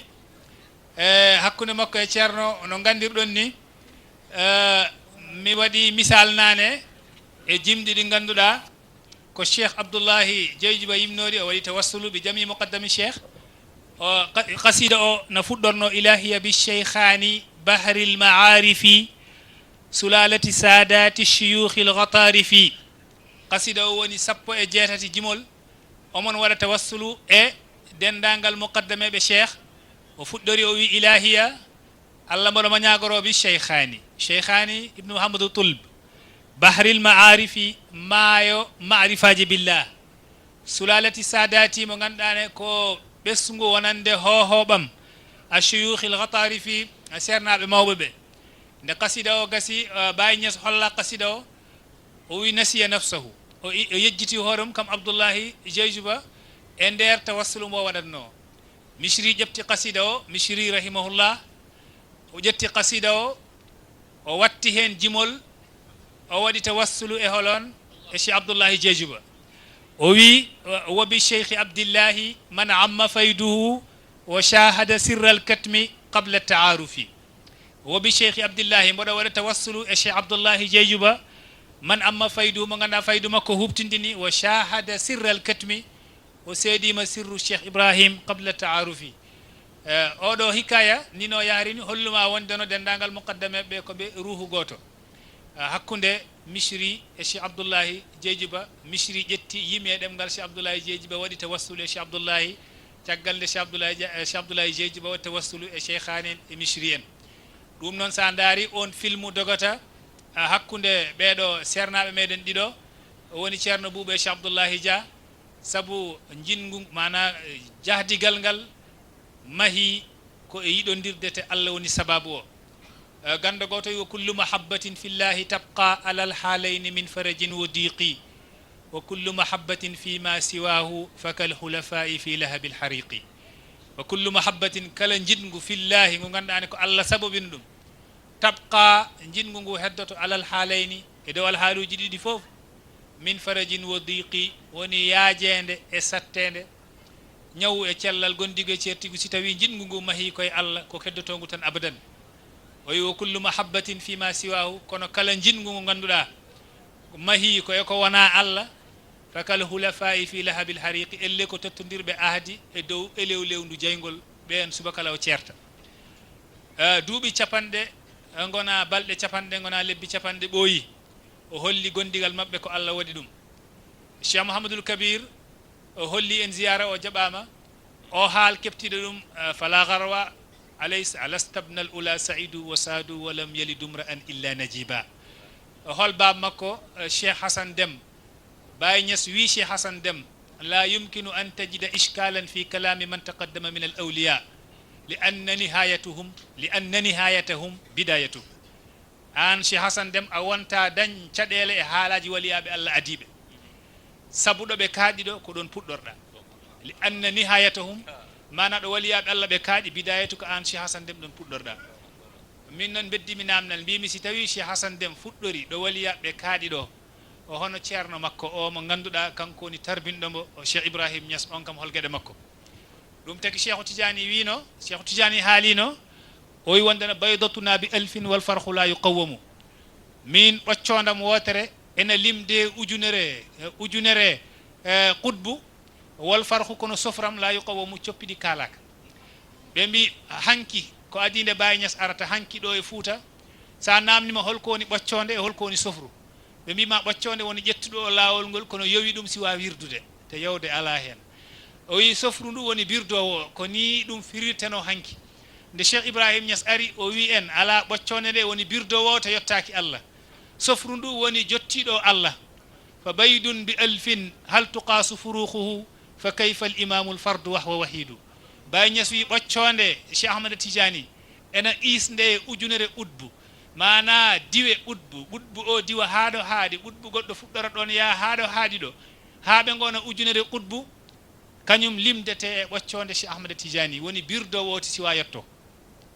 hal tuqasu furuhu Baye weddi question wi joni noon coppiɗi est ce que na qiise ɓe wi coppiɗi wadde hay goto wawa andude ɗi o wi noon fa kayfa al imamul fardu hono éliman coppiɗi keenorɗo o coppiɗi ceerno coppiɗin ɗon woni Mawlana Cheikh Ibrahim hay goto wawa ɗum andu joni noon e nder hollirde Cheikh Ahmed Cheikh Ibrahim Niass hay goto wawa mo andu en natate qissa goto daɓɓiɗɗo kollowo en Cheikh Ibrahim Niass hay goto wawa ɗum andu qissa o woni Asif ibnu Barkhiya ko waliyu Allah e zamanu annabi Souleymane Asif ibnu Barkhiya ko waliyu Allah e zamanu annabi Souleymane annabi Souleymane hawri e zamanu debbo goto biyeteɗo Bilqis on wonɗo lamɗo to Saba Bilqis Souleymane windi ɗum leetar o tinano gueɗe makko kono hudhud yeehi ha humpiti gueɗe Bilqis ko lamɗo e nder aduna mo ganduɗa ne Souleymane laami ɗum foof hay goto ala feccani sikke wonde no annabi Souleymane kam laamino aduna makko fof te laamiɓe aduna fof koɓe nayo gondo ɗiɗo ɓe ko julɓe ɗiɗo ɓe ko heferɓe ɗiɗo julɓe ɓe ko Souleymane e Zulqarnayni ɗiɗo heferɓe ko Namrouz e Shaddad ibn Ad ɓe mbi Bukhtu Nasar ɗiɗo julɓe ɓe ko Souleymane e Zulqarnayni laaminoma aduna fof ha hawri nde o maayi o uwa qabri makko sa ari nan ɗon winda jimɗi ɗiɗi la ta'safanna ala dunya wa zinatiha arih fu'adaka min hammin wa min hazani wanzur ila man hawa dunya bi ajma'iha hal raha minha bi ghayri alqutni wal kafani kala ka dañani aduna wota suno si tawi cuɗari aduna fatorima ma wota suno la ta'safanna ala dunya wa zinatiha arih fu'adaka foftin ɓerdema min hammin wa min hazani mette e caɗele foftin ɓerdema wanzur ndar ila man hawa dunya bi ajma'iha o Zulqarnayni o laaminoma aduna fof hal raha minha bi ghayri alqutni wal kafani hande nde o yaltata aduna est ce que wotko nawori so wona wiro e kasanke Zulqarnayni ko julɗo wonɗo o laamima aduna fof qad kana Zulqarnayni jaddi musliman malikan ala fil ardi ghayra mufannadi tafa al mashariqa wal maghariba yabtaqi asbaba mulkin min hakimin murshidi oɗo Souleymane laami aduna fof laami yimɓe laami jinneji laami mettelli laami hendu laami fof ndeke ne waɗi debbo goto nane aduna ko laamɗo hudhud ari simtani ɗum Souleymane alayhi salam e gissa daɓɓiɗɗo pour ha joni wota on jejjite holko taki Cheikh Ibrahima andota koko ɗum mbimi ɗum jinmi feññinde e oɗo hikaya mbo kalat nde o ari kanko hudhud o wi inni wajadtu imra'atan tamlikuhum wa utiyat min kulli shay'in wa laha arshun azim wajadtuha wa qawmaha yasjuduna lishamsi min dunillah wa zayyana lahum ash-shaytanu a'malahum wa saddahum anis sabili fahum la yahtadun Souleymane wi laamu e nder laamam e hudhud naw o letar toon kollaɓe ko min woni laamɗo aduna o fof holko winde letare kam Souleymane o wi innahu min Souleymana wa innahu bismillahi rrahmani rrahimi alla ta'alu alayya watuni muslimin e o totti ɗum letare o debbo o ko nangue nge rewatno mbo jogui huɓere nde gandani ko fenêtre uji o waɗi ɗum so lelima e oɗo fenêtre ha nangue nge yiwi ɗum e on fenêtre o immo o juulana nangue nge o yaha e fenêtre goɗɗo si nangue nge ari ha e on fenêtre yiwi ɗum o immo o juulana nangue nge o yaha e fenêtre goɗɗo hudhud nde ari tawi ne addi lettre Souleymane ƴetti mana wuddo gongo nangue nge feñiratno hudhud takki ɗon lettre o immorde Souleymane o takki ɗon lettre o nangue ari ha yawti debbo o tinani ɗo immiɗo o wi min de nangue nge fotino yiwdemi holko haɗi nangue yiwdemi o woni e darde wuddo ɗo nangue nge yaltiranno o hudhud weddi lettre o yettimo ganda hudhud ko kawisi kadi e kawisi Allah o jangi lettre o woni lettre daɓɓo woni haala kelifa haala kattanɗo innahu min Souleymane lettre o immi koye Souleymane wa innahu bismillahi rrahmani rahim ya andu bismillahi rrahmani rrahim allah ta'alu alayya ngare am oton towe doom watuni muslimina ngare kon julɓe o immi kam debbo ko joom hakkille par ce que mo shawara disnade ko hunde wonde fayida Ahmad Shawqi yimino ɗum wal amru shura wal huququ qada'u o noddi yimɓe fof ɓe kawri o wiɓa ulqiya ilayya kitabun karim gandirta ko intellectuel kanko debbo o wi ko lettre tedduɗo wedda e am ulqiya ilayya kitabun karim innahu min Souleymane wa innahu bismillahi rrahmani rahim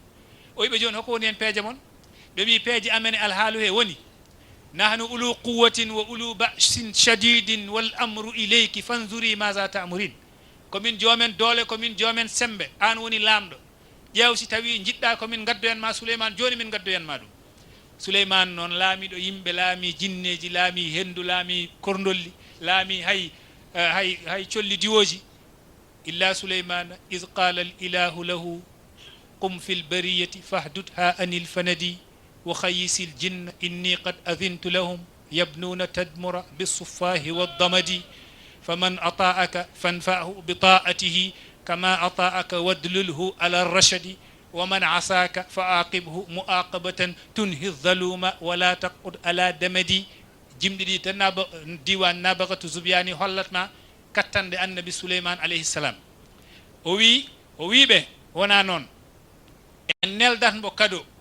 en nelder Souleymane kado kanko debbo ƴetti on décision hudhud nde yetti annabi Souleymane wi ɗum holko xewi toon o wi dal o disnima yimɓe makko ɓe mbi sambo yiɗi ɓe ngara joni ɓe koynuma ɓe nawa wo illa debbo o yi wona ɗum woni feere naɓanembo hadiya o wi hadiya o ko woni hudu wi hadiya o ko birikaje kanŋe annabi souleymane wi yah limanam birikaje kanŋe ɗe no poti mi yamira jinneji ɗi yo mahanam ɗo galle kanŋe gacca hen gudde birikaje poɗɗe no ɗeɗe ɓe ndondi annabi souleymane ɗandi jinneji ɗi so yamiriɗi joni haade makko gaynu saabu jinneji ɗi jogui ajaibu afalillah kawniɗe golle Allah mahane kam ɗo galle kanŋe joni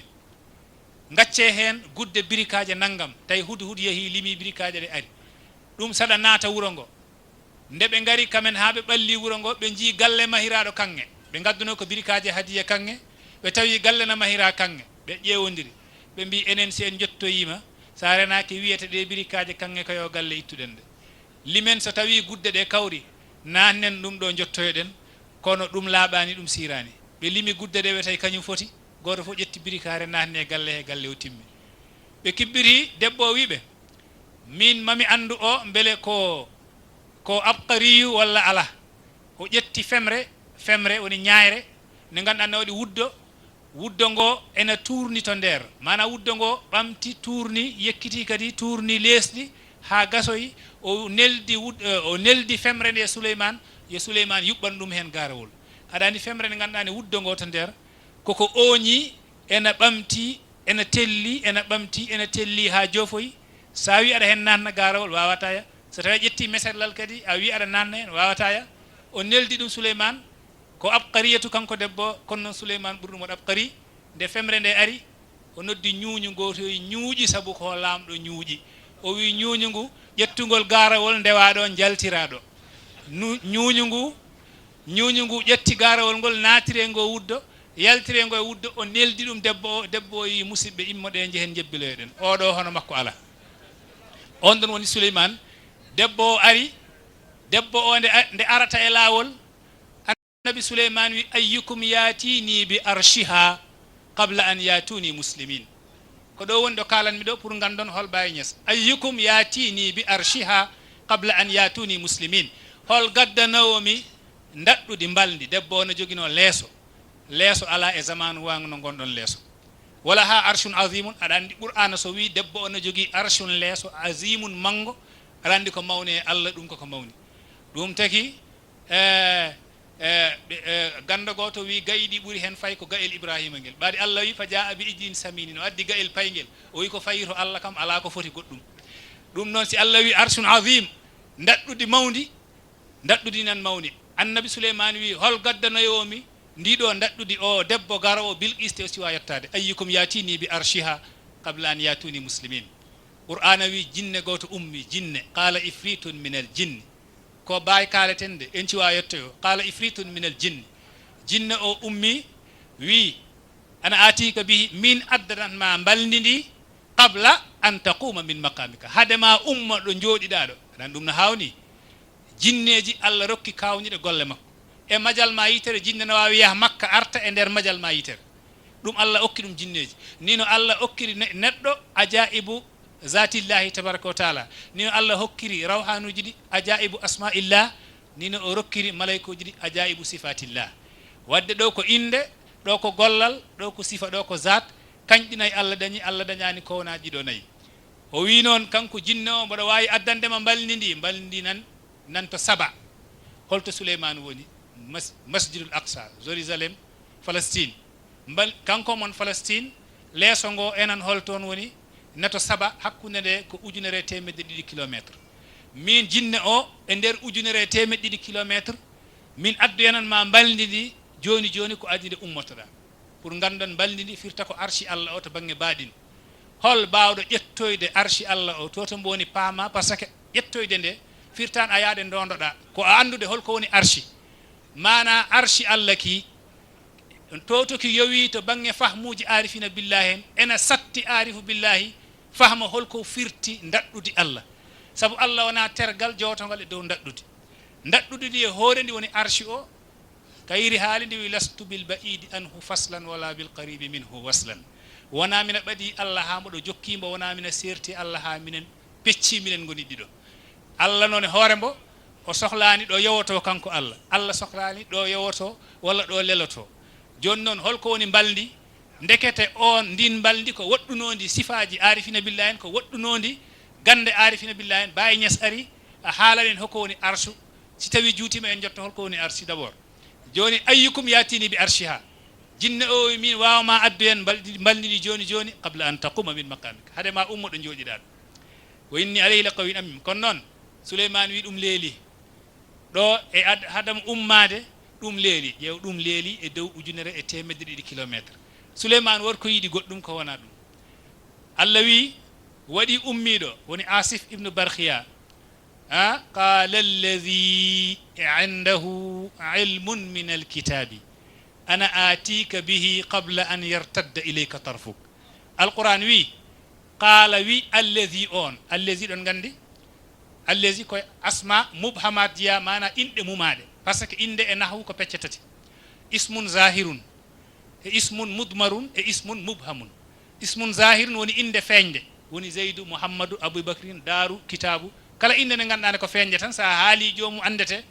ɗum ko ismun zahir ɗum ko inde feeñde Ousmane ne waɗi inde nde ganduɗa ko mudmar woni damairuji ɗi mudmar woni damir ana nahnu anta anti antuma antum antunna huwa hiya huma hum hunna ɗum ko damairuji to banggue nahwu ne waɗi inde nde ganduɗa ne ko ismun mubham inde mumande woni allazi on walla alleti on ta ko debbo walla haza o eyyi haza ay ɗum ɗon koko muma joni ɗon ganda Allah wi e qur'ana qala wi allazi on mumaɗo mbo andaka allazi o wona ismun zahir wona inde feeñde wona damir kono qala wi allazi on mumaɗo tew andetake wallahi la yurafu fi dunya wala fil akhirah qala wi allazi on indahu jogiiɗo ilmun min alkitabi ayi Baye Niass ne daro yeeso ma Ceerno Abdoulaye Dia meeɗi min wiiɗo qur'ana o sa faami mboto baaɗin tawata fof ko Baye Niass ɓooyi heɓi duuɓi nogas pawɗi qala allazi holko taki woni ismun mubham Cheikhu Tidiane hoore mum nde haalanta en Baye o wi ko wallahi la yu'rafu fi dunya wala fil akhirah mi wondi e Allah hay goto andata Baye e aduna hay goto andata ɗum e l'akhirah ɗum noon kadi o addi wondore te omon wano haalte o wondani gandande ke hunde nde mawni no feewi ɗon noon qala allazi indahu ilmun min alkitabi jogiiɗo gandal deftere o waɗi tasarruf o dari o wi min Souleymane ana atika bihi moɗo mo wawi addu en mbaldini daɗɗudi ndi 1,200 kilométre qabla an yartadda ilayka tarfuka hade yitere ma nde hade ma majj yitere ma nde mana elle ɗum ɗon ko elle o yiɗi wiide ko hade seconde goto mino wawi addande ma leeso ngo ganda woot to banggue zamanu woot ne waɗi waktu mbiyen ko Allah ne waɗi minute mbiyen ko nelaɗo Allah Muhammad ene waɗi seconde mbiyen ko Cheikhu Tidiane ene waɗi tiers mbiyen on woni Mawlana Cheikh Ibrahim ne waɗi ko wiyete zul ko 60 tiers woni zul goto sen ƴeewi ko holon taweten ko mawɗo jooɗiɗo ɗo on ɗon woni zul o caggal waktu e minute e seconde e tiers e zul fof ko waktu o hollirta toujours ko takɗo o waktu o te o wonino ko adi waktu nelaɗo roƴa yeehi arti o wi laysa inda rabbikum sabahun wala masa mi yeehi to Allah kono mi tawan toon subaka mi tawan toon kikiɗe e qala allazi indahu ilmun min alkitabi ana atika bi qabla an yartadda ilayka tarfuka hadema artiritere ma nde mi addanma e daɗɗude ndi o wi ɗum bisimillah anduɓe calcul hisabul jumal ɓe mbi on holko addiri mbalni ndi par ce que Souleymane hippiti guite makko tan yi daɗɗude ndi nan jooɗi o holko addiri daɗɗude ndi ɓe mbi ko latif o addiri daɗɗude ndi par ce que indahu sa limi ɗum ko 129 e indahu ayni o ko 70 nun o ko 5 dal o ko 4 ha o ko 5 e 4 ko 9 70 e 5 ɗum ko 120 129 woni indahu te sa limi ladif tottatma ko 129 qala allazi indahu ilmun min alkitabi on jogiiɗo ilmul kitabi ana atika bihi qabla an yartadda ilayka tarfu ɗum taki noon latif sa laari temedere e nogas e jeenayyi on sirru latif a tawat ko Allah e nelaɗo ndendi ɗon Allah e hoore mum sa limi ɗum ko 66 woni Allah sa limi gurdam nelaɗo tawata ko 63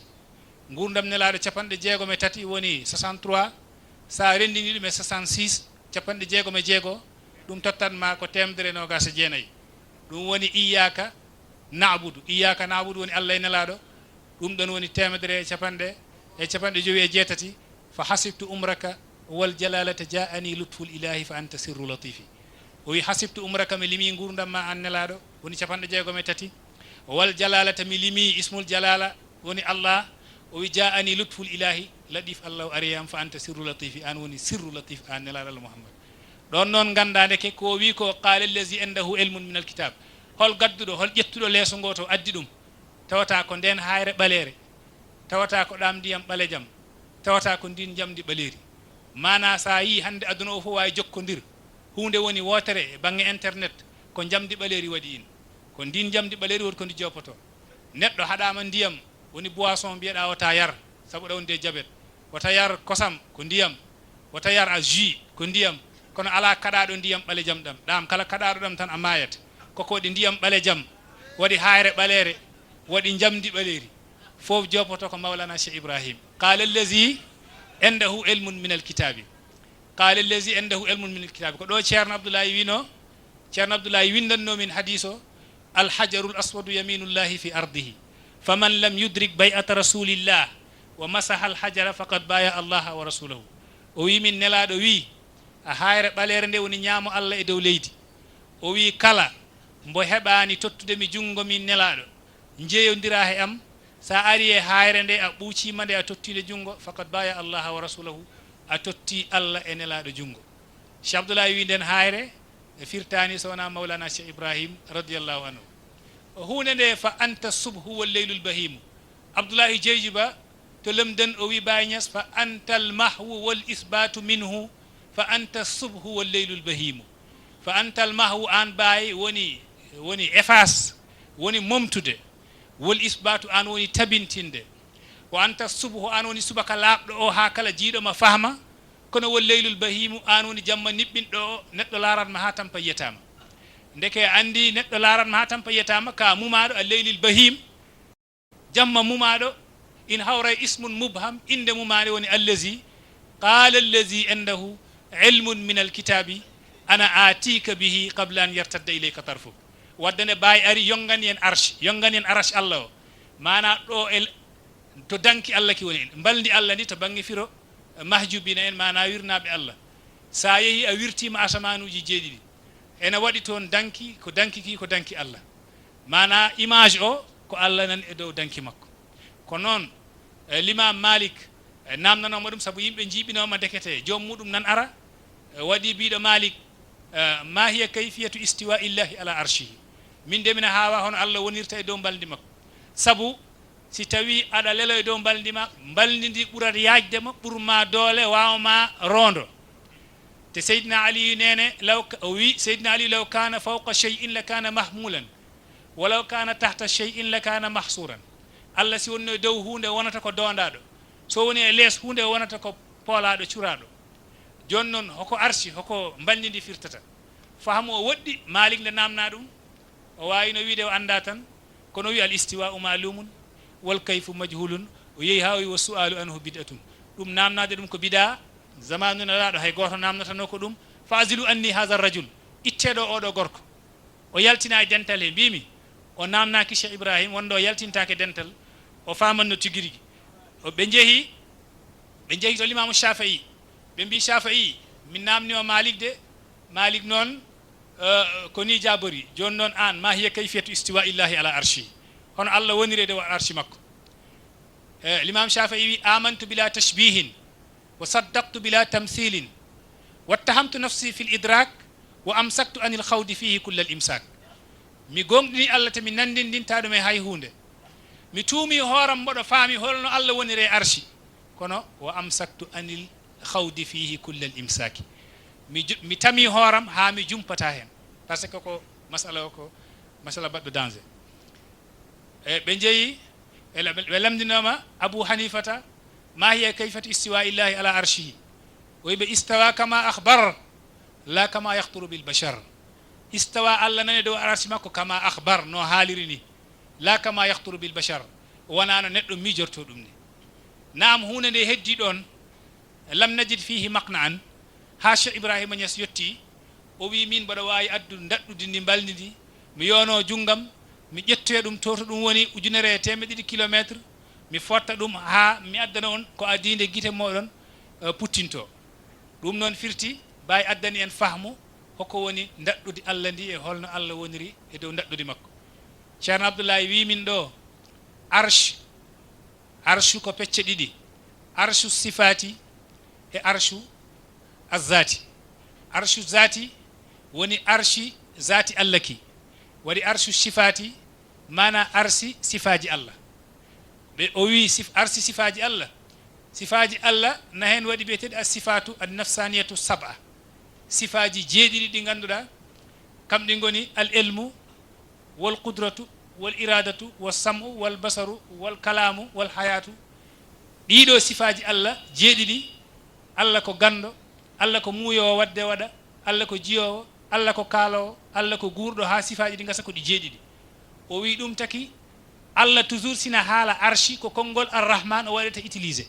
ar-rahmanu ala al-arshi istawa wala istawa ala al-arshi ar-rahman o rewni hen fasal bihi khabiran ya namne dum kumpitido andi ndeka wana goto fo wawi andu holko woni arshi wana goto fo wawi andu kadi holno Allah wonire arshi dum taki Allah wi istawa ala al-arshi ar-rahman fasal bihi khabiran Allah nan e dow arshi makko kanko rahman lamdo yo dum kumpitido wana goto fu way famude dum on khabir non wala yunabbiuka mislu khabir on woni al juzayl al muhakkak woni maulana cheikh ibrahim saidi andu holko woni arash tigiri il faut ngara makko o famin ma holko woni arash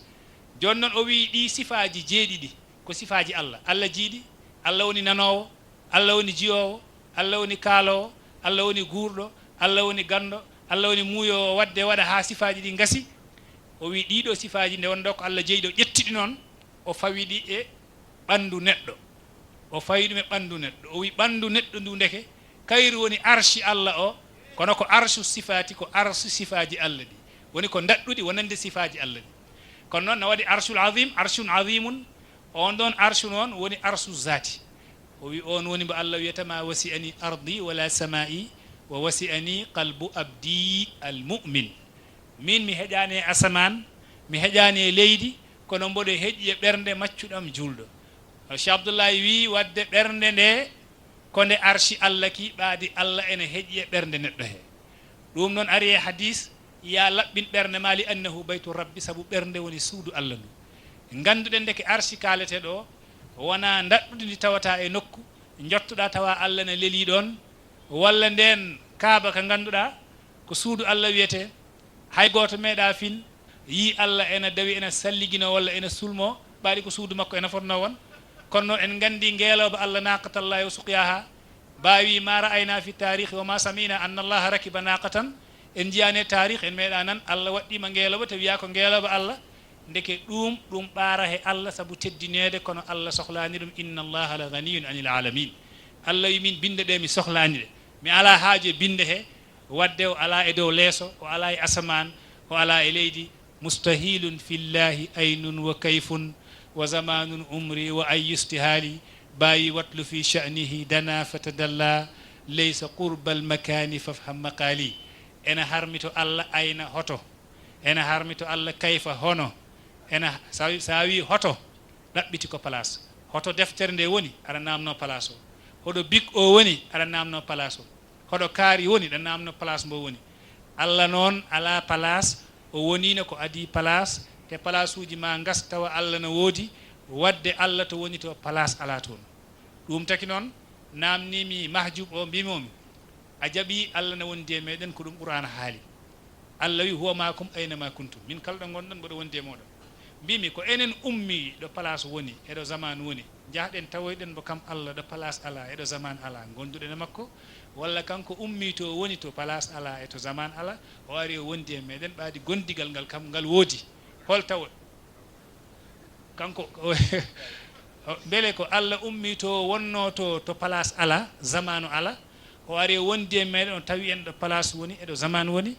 walla ko enen ummi ɗo place woni eɗo zamanu woni jaaɗen tawoyɗen ɓoɗo place ala saabu gondigal ngal ɓaadigal woodi to ɗo woni ɗo eɗe gonɗen ɗo jiiɗa enen ɗo gonɗen ɗo zamanu no tongi en ɗo gonɗen ɗo makanu no tongi en te Allah to woni to mustahilun fillahi aynun wa kayfun wa zamanun umri wa ayyusi haali no bawi haaliri ɗum ni joni hol nisba kawrindinɗo en ha wiya eɗen gondi e makko ɗum ɗon wadde sa wi kanko ummi to no ari wayata kono egguɗo Allah eggata Allah ɗo wonno ɗon hanki ɗo no woni ha joni ɗum firtata ko bayi radiallahu anhu firtani en ɗum ɗon eyyi machallah ganda hawnide nden jimmiɗo haal Asif ibnu Barkhiya ko waliyu Allah o addi leeso immorde to Saba fewde Baytul Maqdis e seconde goto karama ɓurani mawnude ɗum kono holgonɗo Asif ibnu Barkhiya mi sikki on paamiɗo sa ƴeewi to caggal seeɗa a tawat ashabul kahfi ko e sagataɓe ɓe jiiya Allah inniri ɓe sagataɓe o wi innahum fityatun amanu bi rabbihim fa zidnahum hudan innahum fityatun koɓe sagataɓe ay ɓeɗo sagataɓe haalteɓe ɗo e qur'ana ɓeɗo goni ashabu cheikh ibrahim tigi rigui rigui ba e nder haala omo wiya humu fityatun ba'un nufusa li rabbina min almuɓam ɓe koɓe sagataɓe humu fityatun innahum fityatun e humu fityatun mbaɗa en comparé alquran wi innahum fityatun inna o ko harfu tawkidin wa nasbin yansibul isma wa yarfa'ul khabara ha o hum damir o woni ismu inna mabniyun ala dammi fi mahalli nasbin mim o ko alamatul jam'i innahum fityatun daroyo ko darnde khabar ɗum dari fityatun o dari ko darnde khabar to bangge irab wonande inna o Baye Niass wi humu fityatun ba'un nufusa li rabbina kamen almuɓam ɓe koɓe sagataɓe humu ko mubtada humu ko mubtada fityatun o ko khabar nino oya fityatun woni no khabar non o fityatun woni khabar par ce que oya nasikh naati e muɗum woni inna o innahum kono ɗa wawi hum fityatun humu fityatun ba'un nufusa li rabbina futuwa noon holko woni futuwa holko woni cagatawal arifina billahi en piri in kono ɓe mbi attafatti wonde sagata tigirigui firtata ko yeeyde hoorema Allah Baye Niass firi in firo daɓɓingo joɗgo rahma anna taarifa fil futuwati kathira wa mutawatira fi kutubil mutasawwifina Baye Niass ari o waɗi ɗum o raɓɓinɗin ɓe konngol gotol mana dendagal taarifuji ɗiɗi arifina billahi en mbaɗi e wonde sagata Baye tongini humu fityatun ba'un nufusa li rabbina ɓe jeeyi pittali mabɓe Allah ndekete dendagal taarifuji ɗi to bangge futuwa wonde sagata ruttoto tan koto neɗɗo o yeeya hoore mum Allah ha wonta yide ko wona Allah ɗum Baye haali ɗum taki sha'iro wi innal futuwata rutbatun ma nalaha illa alqalilu min arrijali alkummali innal futuwata cagatawal rutbatun ko garat ma nalaha heɓani garato illa alqalilu min arrijali alkummali so wona seeɗa e worɓe timmuɓe ɓenoyi o wi mislul khalili wo yusha in min ba'dihi ashabu kahfin fi zamani al awwali non kadi yusha annabi ibrahim Allah innirimo sagata yusha Allah inniri ɗum sagata non kadi ashabul kahfi fi zamani al awwali innahum fityatun amanu bi rabbihim joni noon ɓe sagataɓe holno ɓe goniri holno ɓe mbaɗiri signifié almuɓe Baye Niass radiallahu anhu caggal nde Asif ibnu Barkhiya woni misal Cheikh Ibrahim to batin ganden ashabul kahfi ɓe kawruno e lamɗo biyeteɗo Daqyanus ko kefero o wi hay goto jaɓata Allah kala jaɓɗo Allah warma ɓe kuli tawi koɓe jeeɗiɗo musidɓe tawi koɓe jeeɗiɗo ɓe kuli on ɗon sa en garata e jeeɗiɗi o holko firti ganden deke won sirru gonɗo ɗon e nder jeeɗiɗi he innahum fityatun amanu bi rabbihim ɓe kuli lamɗo o wota warɓe holno ɓe mbaɗi ɓe dogi ɓe cuuɗi e wimbo woto ɓe ɗaani toon Allah ɗannini ɓe toon fa darabna ala adhanin fil kahfi sinina adadan ɓe ɗaani duuɓi temedere e duuɓi jeenayyi duuɓi temedere duuɓi temedde tati e jeenayyi Allah wi wa labisu fi kahfihim 300 sinina wasdadu tis'an duuɓi temedde tati e jeenayyi ɓe ɗaani pour ganda holko woni duuɓi ɗi o holko woni ɗoygol ngol ko taki ɗum woni temedde tati fofde ko baɗin mustamadda min biharil haqaiqi Cheikh Abdoulaye wino fenêtre o so udditima goto foof aɗa wawi weƴan hoorema hankkadi wa samma akharu maknunun bi lujjatihi man ahsana al gawsa fi tayyarihi zafira toujours rek hadara allah mo nodda momo wiya nan toon ko heddi no waɗi ko heddi toon daiman sayruma fotani daro khatirma koko fotiya hakkunde ma e allah ɗum taki oy man zaqaha yasiru sayra al abadi yajni al ma'arifa bi faydi madadi wana bi faydi al madadi bi faydi madadi al yawud ad-damir yaudu ila cheikh yorito koto bawi rutti joni noon tati ɗin tati ɗen temedde tati ɓeɗo ɓe ɗanima duuɓi temedde tati e wimbo he wimɓe ngo firata ko hadara allah o ɓe ɗanima mana ƴeewa haqiqaji tati ɗi ƴeewa masahiruji ɗi mana ɓe goni e haqiqatul ula duuɓi temedere ɓe eggi ɓe jeehi e haqiqatu saniya duuɓi temedere ɓe eggi ɓe jeehi e haqiqatu salisa duuɓi temedere wasdadu tis'an ɓeydani ɓe hen jeenayi to haqiqa nayi ɓiijo to ndara tigui rigui ɓeeɗo goni alɓe cheikh ibrahim no ɓe gasirtani to haqiqatul ula ɓe gasa e haqiqa saniya ɓe gasa e haqiqa salisa a famide ɓe jettoyo to waaji weno to arabi atal haqaiqi inna aqsa marami fil haqaiqi an araki e hema naya ɓiijo haqiqaji ɗaɓɓadam ɓurdene mawne ɗaɓɓadeji he ko nde jiyatmami an haqiqa nayi ɓiijo o dendinɗo dendagal ko wonɗo e haqiqaji gadiɗi he on woni mawlana cheikh ibrahima radiallahu ɓen goni ashabul kahfi a famide e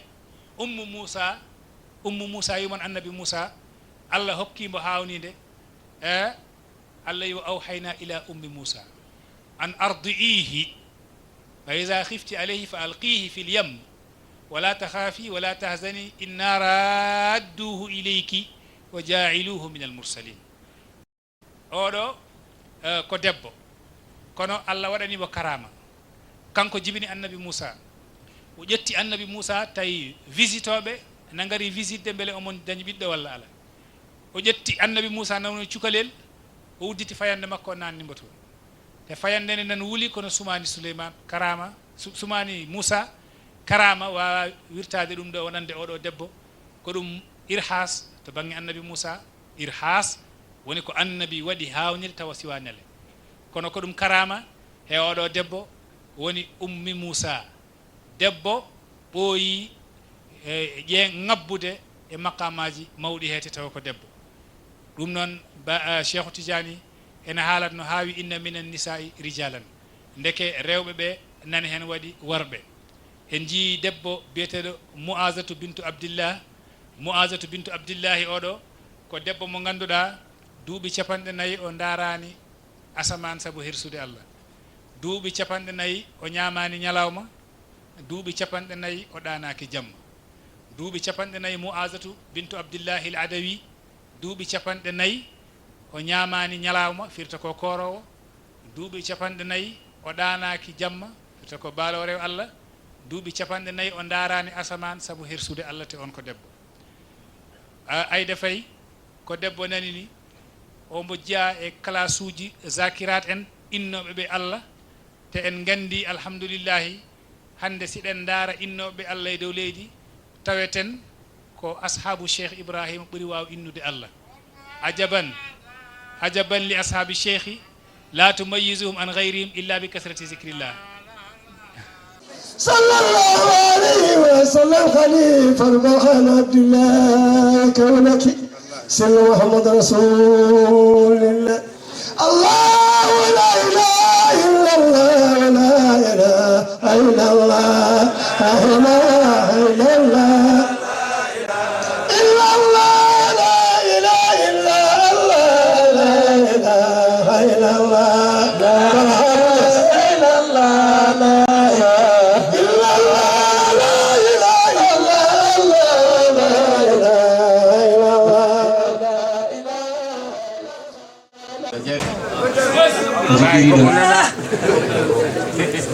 non machallah mbawi ko deƴƴere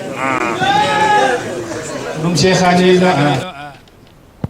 laysa ma qad yuqalu fihi bi mughnin wallazi la yuqalu laysa yuqalu cheikhani wi ko haalete ko e ɓaayi e yonata te ko haaletake ko kam haaletake e ne jeeya e ko haaletake ko ɗon par ce que ne waɗi ko haaletake ko ganduɗa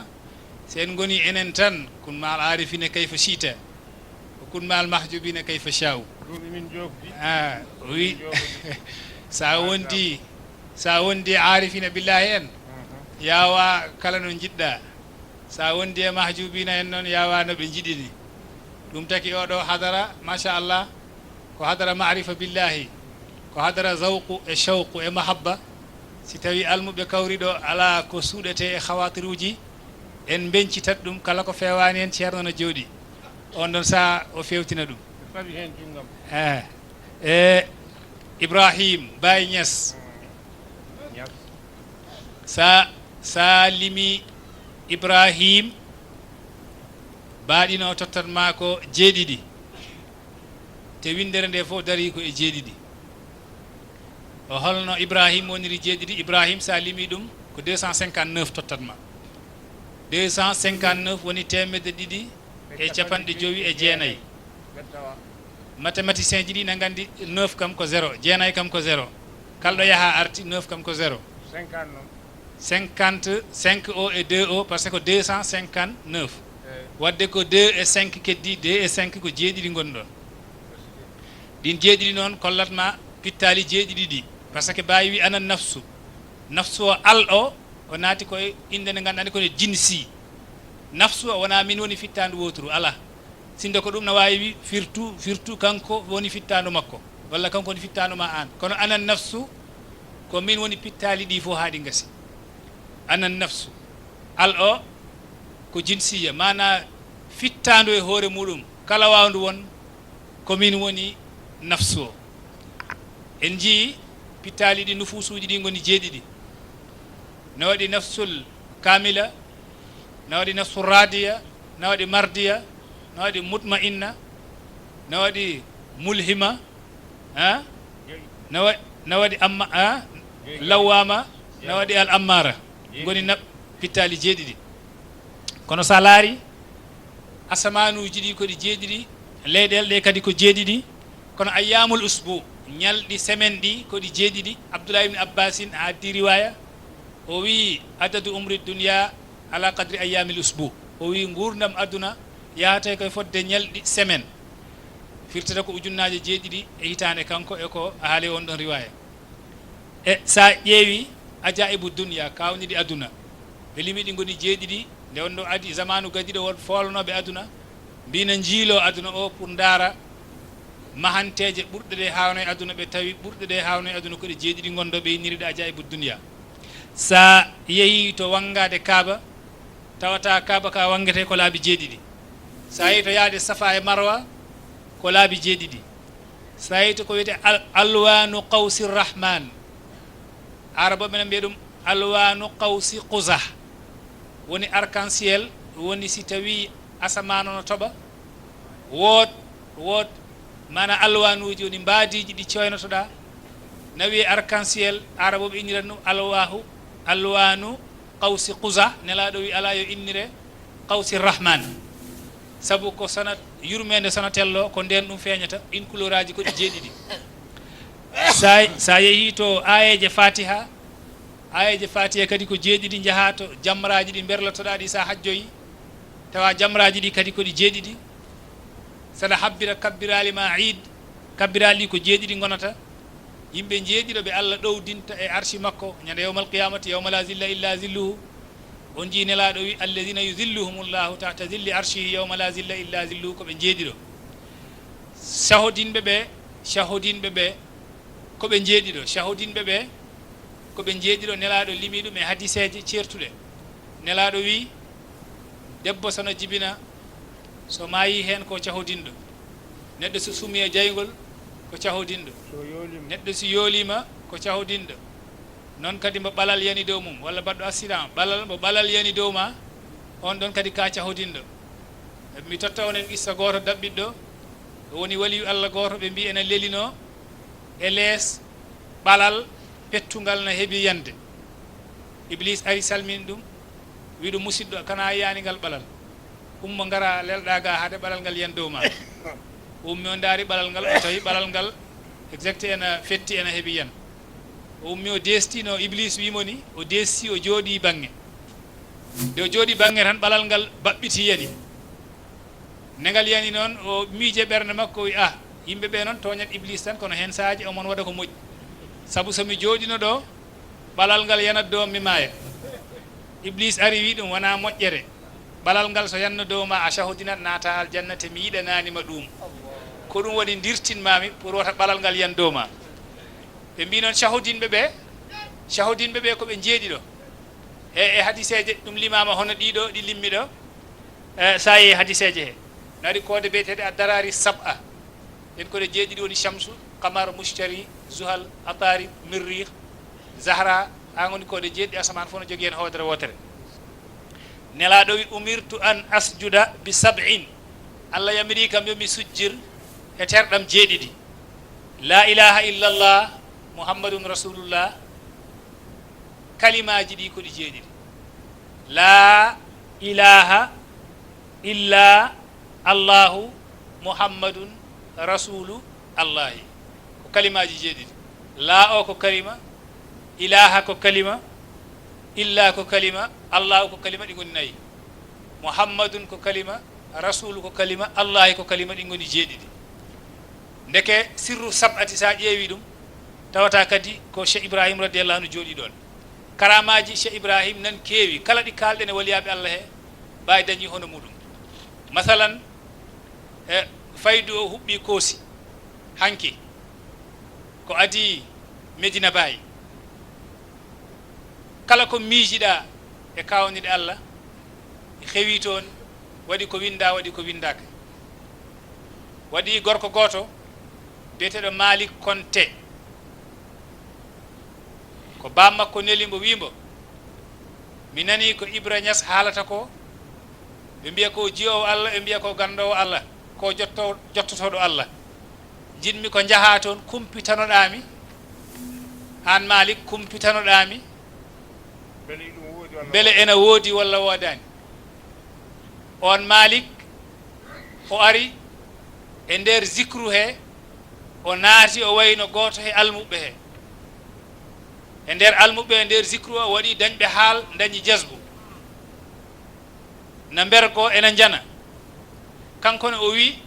yowano ko wergoto tan o nanda e maɓɓe hay son ɗo tinani haydara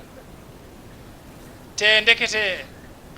neɗɗo no daña haal tawa ko haqiqa kono neɗɗo no daña haal tawa ko kanko haalkini o haalani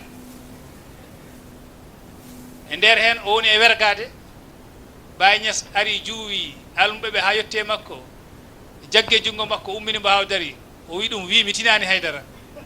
waxal yeguma dara o wi yeguma dara o wi ɗum waxal yeguma dara o haalin lawol ɗimmol wi mi tinani hay hunde o wi mi tinani hay hunde o wi ɗum yaato nelnoɗoma to sa yetti o mbiya ɗum a tinani hay hunde o yeehi nde o yettito bammakko o wi ɗum kiba o wi ɗum mi yananama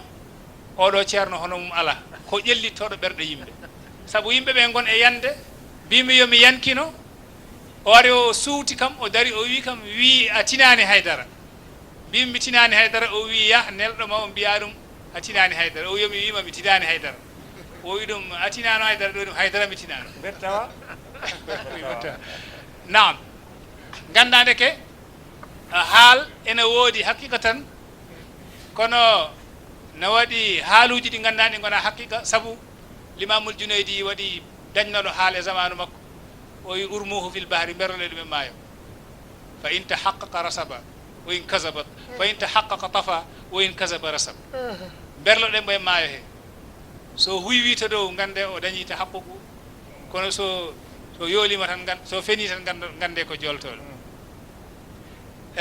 musidɗo o yato to Dakar to omon nelda paɗe makko machallah moƴƴe Amérique ɗe goni paɗe ɓaleeje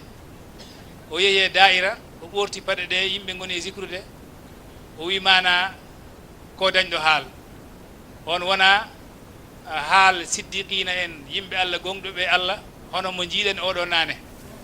par ce que kalɗo jiiɗa gonga tan ko ɓalli gonga o te wona gonga nan ɗon takki nde yimɓeɓe ne jana o yankini kanko ne o wayno ko dañata haal te o dañani haal e nde daira o wicciti o won ɗon hankkadi omon tallo ɓernde makko o yori e paɗe makko hawriti won mbiɗo hol jiiɗo ɗe paɗe te mbo andi paɗe ɗe ko ceerɗe te mbo andi so continue ɗo ɗe mbawi nawede te ko neldaɗo ɗe o ne wiide so de ñuuli sa dalla si tawi ko ɓaleeje ɗe so tawi ko ɓaleeje ɗe ko paɗam so tawi ko ɓaleeje ɗe ko paɗam ɓe mbimo ummo hocci paɗe ma on jii zamanu baay en jii wondeno koosi hattal an sa yeehi hunaka maqabiru shuhada il jasbi qabriji shahudinɓe e jasbu tawa ko sharifaɓe laɓɓe he Allah yettiɓe ɗo o ceerno dañɗo haal yetti woni cheikh mahamadul kabir zahaba bi haysu lam yashkur illa llah bawi winodi la yazalu abdi yataqarrabu ila llahi binnawafili hatta yuhibbahu fa ida ahabbahu yajzibuhu jazban la yarifu l abdu fihi nafsahu wala gayrahu wala awalahu wala akhirahu en gandi ndeke karama karama mo jewtannoɗe no nde duttiɗen e Baye Niass o waɗi point goto mo ganduɗa ko hen poftorten Baye Niass wi fa sha'nuna sitrul maqamati wa tarkul karamati Baye yeehi ha ila nadda iddawa wala maziyata wala khususiyata wala nahtamu bi kharqil awaidi wal ikhbari bil kushufat wal ikhbari bil kushufi لأن ذلك حيد الرجال لأن المؤتبر عندنا الكشف النوراني لا الظلماني فآياتنا في قلوبنا كما أن آيات غيرنا في الآفاق باي أدي سوليسيون وي إنن الحال ميدن ko suurude maqamaji ɗaccude karamatuji en nodditaki en ɗaɓɓani masiya ɓural en ɗaɓɓani khususiya bayi la ko nodditi haydara en ɗaɓɓani harqul aadaji en ɗaɓɓani mana ceekoji aadaji walla habrude kashfuji saabu ɗum woni haydu rijali on fiilayri worɓe enen teskiɗen e kashfu teskiɗen e kashfuji ko al mu'tabaru endana al kashfu nurani woni huncanede taw ko kashfu nurani o woni jaha ha a wonta tin so wona zati Allah ki fa ayatuna fi qulubina kawniɗe meɗen nayi ɓerɗe meɗen kama anna ayati gayrina fil afaqi ndino kawniɗe woɗɓe goniri e jokli wadde ajaibuji ɗi ko ɗiɗi inchallah eɗen mbawi darnu ɗon o wi oɗo wi namdingol namde ɗiɗi gotal ngal tadahhar bima il ghaybi in kunta za sirri wa illa tayammam bisaidi wa bisahri faqaddim imaman kunta anta imamahu in kunta za sirri yawat feere laɓɓinoɗa e ndiyam birnidi si tawi ka joom sirru wa illa sa wona joom sirru tayammam ya tamoyo bisaidi wa bisahri woni leydi e kaaƴi qaddim imaman kunta anta imamahu wa qaddim imaman ya ardin almami mo ganduɗa kunta anta imamahu an wonɗo almami makko wa salli salat al fajri fi awwali asri ya julde subaka to ara wonde takkusan way fa hadihi ɗum salatul arifina bi rabbi moni julde arifina billahi en wa in kunta minhum si tawi koye mabɓe jeeɗa famdahi lbarra bilbahri mana ya famdahi ya wiccu albarra jeeri o bicciramo bilbahri maayo ngo ya momti jeeri o momtira ɗum maayo o joni noon holko jimɗi ɗi firtata to banggue mbaɗin par ce que noon hen waɗi ko jiiɓi holko woni mawul gaybi e holko woni timde tamade holko woni ardinde imam mo ganduɗa an ardino ɗum holko woni julde fajiri e arwande takkusan taɗahhar laaɓal ko pecce tati to banggue sharia laaɓal lotgal e laaɓal salligi e laaɓal tamamuya o wi an almuɗo o taɗahhar yawat feere laaɓira bima il ghaybi e ndiyam birnidi in kunta za sirrin si tawi ka joom sirru golɗo jumol ceerno Hassane Déme firi ɗum to nurul kamal fi mashhadi rijal mana neɗɗo o si tawi ko arifu billahi wondere arifu billahi ittanede wirngal hakkude ma e Allah woni misal natɗo e maayo gaybu lootiɗa ha laaɓa mana yawat feere ganda Allah o illa si tawi anda Allah tayammam ya tamoyo l'imam Ghazali ñande dañi fathu o wino qad tayammamtu bisaidi zamanan wa ana al ana kad zafirtu bi ma'i ndeke min ko adina jettotomi Allah komi tamotono ɗum meeɗa hedde ndiyam mi meeɗa laɓɓinade e ndiyam wadde firtata neɗɗo tarbiniɗo o ha yetti Allah andi Allah on woni laɓɓinorɗo o e ndiyam o yettaki o Allah on woni tamotoɗo o illa tayammam bisaidi wa bisahri faqaddim imaman ardin almami kunta anta imama mo ganduɗa an wonɗo almami muɗum mana neɗɗo o haade mo yettade Allah ardini ko hoore makko e dow godal Allah ngal min o wiyata te min makko o ko lubiɗo no waɗi wujudul haqiqi e wujudul majazi wujudul haqiqi woni godal Allah ngal ganduɗa kam ngal woni asli te kam ngal wattinta wujudul majazi woni godal ngal ganduɗa ka lubaɗo ngal hanki te ɓawo jamma ma nattu jogade ngal woni min ma o an maccuɗo on ɗon saaha an neɗɗo haadema andude Allah aɗa heenina min ma kono sa andi Allah keyninta ko min Allah faqaddim imaman wadde ya ardin almami mo ganduɗa kunta anta imamahu an heenino ɗum won noon neɗɗo o ena foti ƴeew godal makko ngal holto ummori wanzur wujudaka akhima al ilah fa hal wujuduka bihi am bi siwa ƴeew godal ma ngal an maccuɗo beele ngal ummi koye Allah nawtangal to Allah heddo wona no wonirno ni ko adinde hay hunde wona walla godal ma ngal ummi ko do goddo fota an tawda non godal ma ngal immi koye Allah ummaki so wona Allah kanko Allah subhanahu wa ta'ala sa nawti ngal Allah heddo wona no wonirno ni ko adinde gonata an dum non wadi hadithul qudsi on nan haala jom ruhul bayani addin ismail haqqi wa man taraka li kulli shay'in bi hijranihi an kulli shay'in tajallaytu lahu fi kulli shay'in hatta yarani fi kulli shay'in daccuɗo hunde fof sabu am man taraka li kulli shay ruuli hunde fof sabu am mami feeñamo e hunde fof hawa anda min woni hunde fof nde ganduɗa nde Allah woni hunde fof han kadi ko godal makko ngal heennoto e kala godal wadde faqaddim imaman kunta anta imamahu wa salli salat al fajr fi awwal al asri julde takkusan to julde fajiri to arwande takkusan ɗon gueɗe ɗiɗi gonɗon sabu fajiri woni arwande ñalawma takkusan woni arwande jamma gueɗe ɗiɗi nan ɗon woni jamma e ñalawma jamma to arifina billahi firata ko hadra Allah ñalawma to arifina billahi firata ko windere nde wadde ko ñalawma e jamma goni ɗon arifu billahi o wi Allah nde woni ɗo kanko goto haydara wodani hay goto andano e majjere koko nandi niɓɓere hadra Allah o sifora niɓɓere ha arifu billahi goto wi uhibbu zalama leyli hubban li annahu tashabaha leyla zati shadda alhandis mboɗo yiɗi niɓe jamma sabu ene nanda e niɓe hadra Allah o nde Allah woni ɗo kanko goto haydara wodani nde wonɗo hay goto andano toon Allah te majjere koko nandi e niɓre hadra o sifora niɓre wadde nen jamma o firtata ko hadra Allah o ñalawma o ɗo yimɓe pertine jiyana tinana ganda ɗum woni misal wadde no ñalawma woni windere nde wadde nen o wi nden o salli salatul fajri ya julde fajiri woni windere nde ñalawma o ƴettu ɗum berloɗa fi awwalil asri to arwande takkusan woni jamma o a ƴetti ñalawma o a momtimo e jamma he on ɗon saha Allah heddima woni no wonirno ni ko adi hay hunde wi fa haali salatul arifina bi rabbi o wi woni julde arifina billahi en wa in kunta minhum fandahil barra bil bari si tawi koye mabɓe jeeɗa ƴettuma na windere nde woni jeeri berloɗa ɗum e maayo he woni hadara Allah he maayo ngo woni hadara Allah o jeeri o woni windere nde o namnima ɗo kadi aynani lam yaktubuhuma qalamun fi kulli aynin min al aynani nunani e jimɗiɗi kadi cheikh addiri toon to jawahirul maani aynani lam yaktubuhuma qalamun fi kulli aynin min al aynani nunani lam yaktubuhuma qalamun fi kulli nunin min al nunani aynani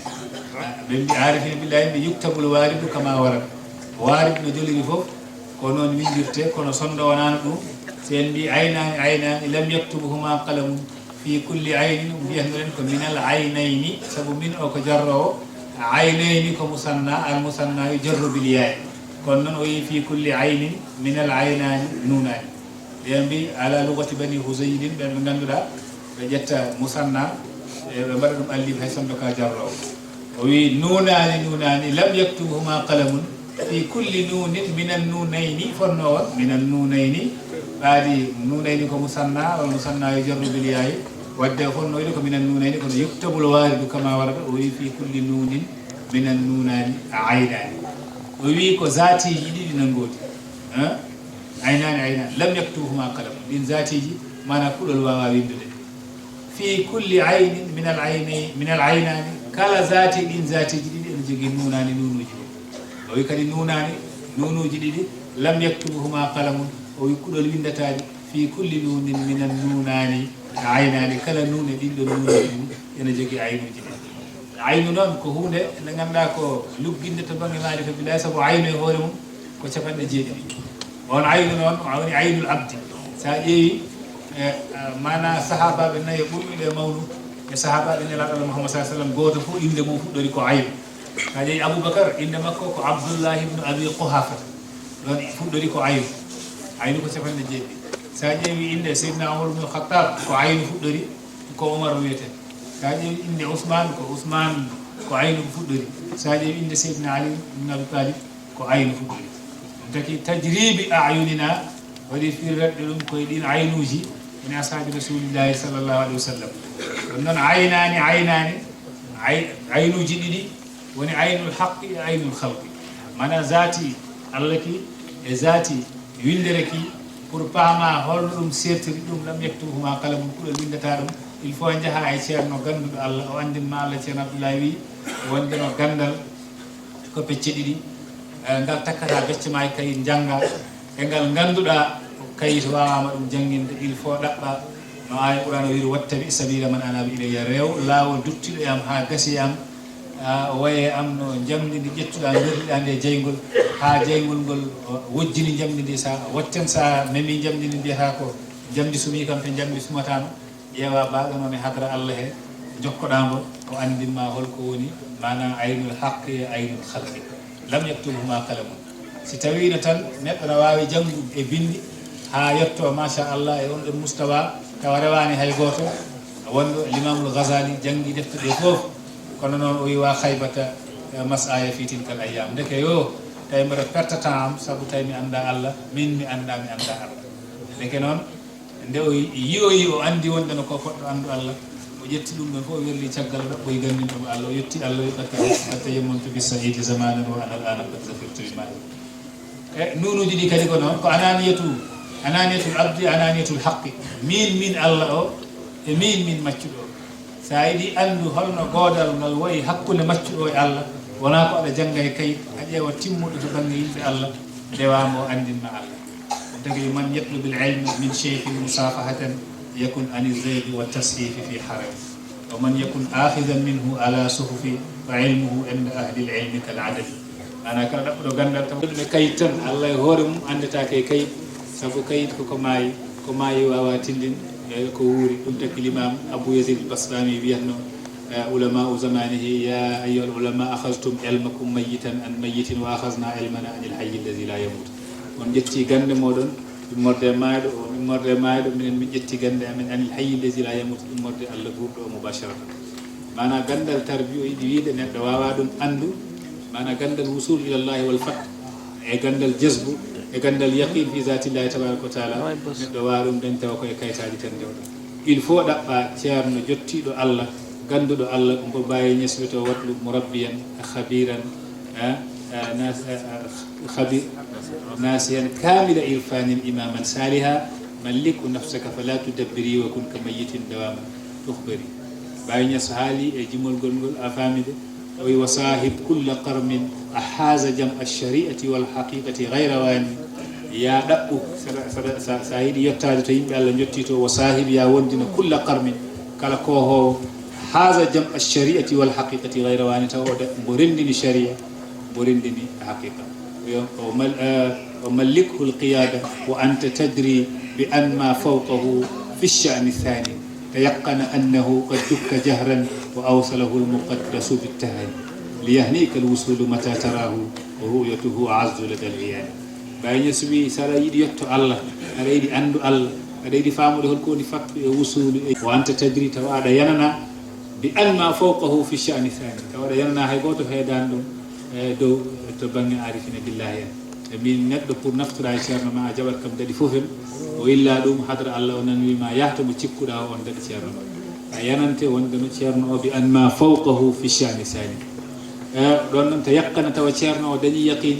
tayaqqana annahu qad dukka jahran kanko ceerno o taw o dañi yaqin wonde no o unama e hadra Allah e haw diggi mana hayre godal makko dibama hala ko heddi don sawna godal Allah gal tayaqqana annahu qad dukka jahran wa awsalahu al-muqaddasu bitahani Allah yettini ɗum e tahaniyaji e fewde hadra Allah sabu mana godal neɗɗo ngal wayi kono nden hayre nde annabi Moussa a faami nde wi omon yiɗi Allah a faami Allah wi falamma tajalla rabbuhu lil jabali ja'alahu dakkan nde Allah feeñani hayre nde o wattini ndu hunde firtata ko hayre godal ma an pewɗo to Allah il faut ɗigginade haade ɗigga ƴeew muqaddam mbaɗo noon mo ganduɗa ne tayaqqana annahu qad sukka jaha dañi yaqin fewde e Allah yaqin noon koko saɗi ɓernde fecci ko peccanayi so wotere nde heewi wona wahmu wonde nde heewa wona raybu wonde nde heewa wona chakku si wonde nde heewi noon wiye o yettima e yaqin wahmu o fewani chakku mana raybu o fewani chakku o fewani kono noon yaqin o ɗaɓɓete wo isamal yaqinu lasama qalban janabat ko chukuku wal awham yaqin so naati e ɓernde neɗɗo cheikhani wi dendagal chakku e wahmu woɗɗi taw sabu sa darima e chakku alquran mbayi afillahi chakku sa darima e raybu mbiɗa ala rayba fihi wadde terewta tan ko yaqin ɗaɓɓu noon e Allah mo ganduɗa yaqqana annahu qad dukka jahran wa awsalahu lmuqaddasu bitaha la yusmiliyah ni kal wusulu mata tarahu kala ne jottiɗa e o ceerno mi monitima yettade fewde Allah ya andu kam a yettoto fewde Allah par ce que almuttasilu bil muttasil kala jokkiɗo e jokkiɗo ka jokkotoɗo sa heeɓi hono o liyahni kal wusulu mata tarahu est ce que yiide wona ru'yatu yiide ngo a'azzu ladal iyani kañum woni ko ɓuri sattu banggue ngas ɗo namdiɗo wi laysa minna man lam yulad marratayn wi ko hadis eyyi mbi annabi nelaɗo Muhammad sallam wi a jeeyaka he meɗen mbo jibinaka laabi jeeyaka e meɗen mbo jibinaka laabi ɗum firtata neɗɗo o caggal nde o jibina e hakkude jinnaɓe makko ɗiɗo omon foti andu kadi ruuhu makko e hoore makko poɗɗo ɗaɓɓu ceerno timmuɗo to Allah jibinanan mo ruuhu makko o fewde e Allah par ce que no wayno misal e gertogal ngal si tawi ɓoccode ɗe ɓoccinama namdal jibinama lawol gadalol kono ene sohli kadi toññede ha o yalta hakkude isrul baydati kanko mana kam gertogal ngal e hoore ngal wadde ɗum woni misal neɗɗo o si tawi yiiɗi neɗɗo o si tawi yiiɗi yettade Allah yo andu il faut jibine laabi ɗi lawol gadunol ngol ko jibinede ɗe to banggue zahir hakkude jinna e makko ɗiɗo lawol ɗimmol ngol noon ko jibinede hakkude ma e ceerno ma ruuhu ma o ko poɗɗo jibinede to banggal Allah pour ganda jalta mana hakkude asamane leydi jottoyoɗa ila fada'i sahra'il kamali jalta hakkude asamane leydi jottoyoɗa ila fada'i sahra'il kamali ɗum woni jibingol ngol waɗi riwayaji ɓe mbi ko annabi Isa alayhi salam a haalno kaɗo haala laysa minna jeyaka e amen man lam yulad marratayn Isa wi lan yalija malakuta samawati man lam yulad marratayn hay goto natata lamanteri asaman o jibinaka laabi ɗiɗi hay goto natata hadara Allah o so wona jibineɗa laabi ɗiɗi ɓanduma jibine ruhuma jibine jibinɗo ɓanduma woni ceerno ma to banggue woni bamma to banggue zahir jibinɗo o ruhuma noon on woni jinnaɗo ma to banggue baɗe ɓeeɗiɗo hol ɓurɗo mawnude duttoɗen to Cheikh Ahmad Bamba o ñaawa e hakkude he o wi ufaddilu ustasi ala haqqi walidi wa in kana li fi walidi lbirru wal lutfu wa hadha murabbi ruhi wa ruhu jawharun wa hadha murabbi ljismi wa huwa lahu sadfu o wi ufaddilu ustasi min e heeninat ceernam e gandin ɗum e Allah ala haqqi walidi jinnaɗam ruhu o wi on keñanɗum e dow jinnaɗam ɓallu wa in kana li fi walidi lbirru wal lutfu hay simɗo jinnaɗam o to banggue ɓandu omon jogani kam al lutfu woni newyewol birru e moƴƴere woyi kono fa haalamu rabbi ruuhi sabu oustage o mo ganduɗa ne banggal ruuhu ono neyi ko ruuhu o won ruuhu jawha te ruuhu way kono kange o haalamu rabbil jismi o jinnaɗo mo to banggue zahir o neyi ko ɓanndu ndu wahwalahu sadfu te ɓanndu ndu way kono kees moftuɗo o ruuhu kees o noon e ruuhu o ɓuri forde ko ruuhu ɗum taki mana al alaqatu ruhaniya aqwa min al alaqati jismaniya mana relation spirituelle woni relation ruuhu ɓuri symbolique to Allah relation mo ganduɗa ne ko ɓandi janggue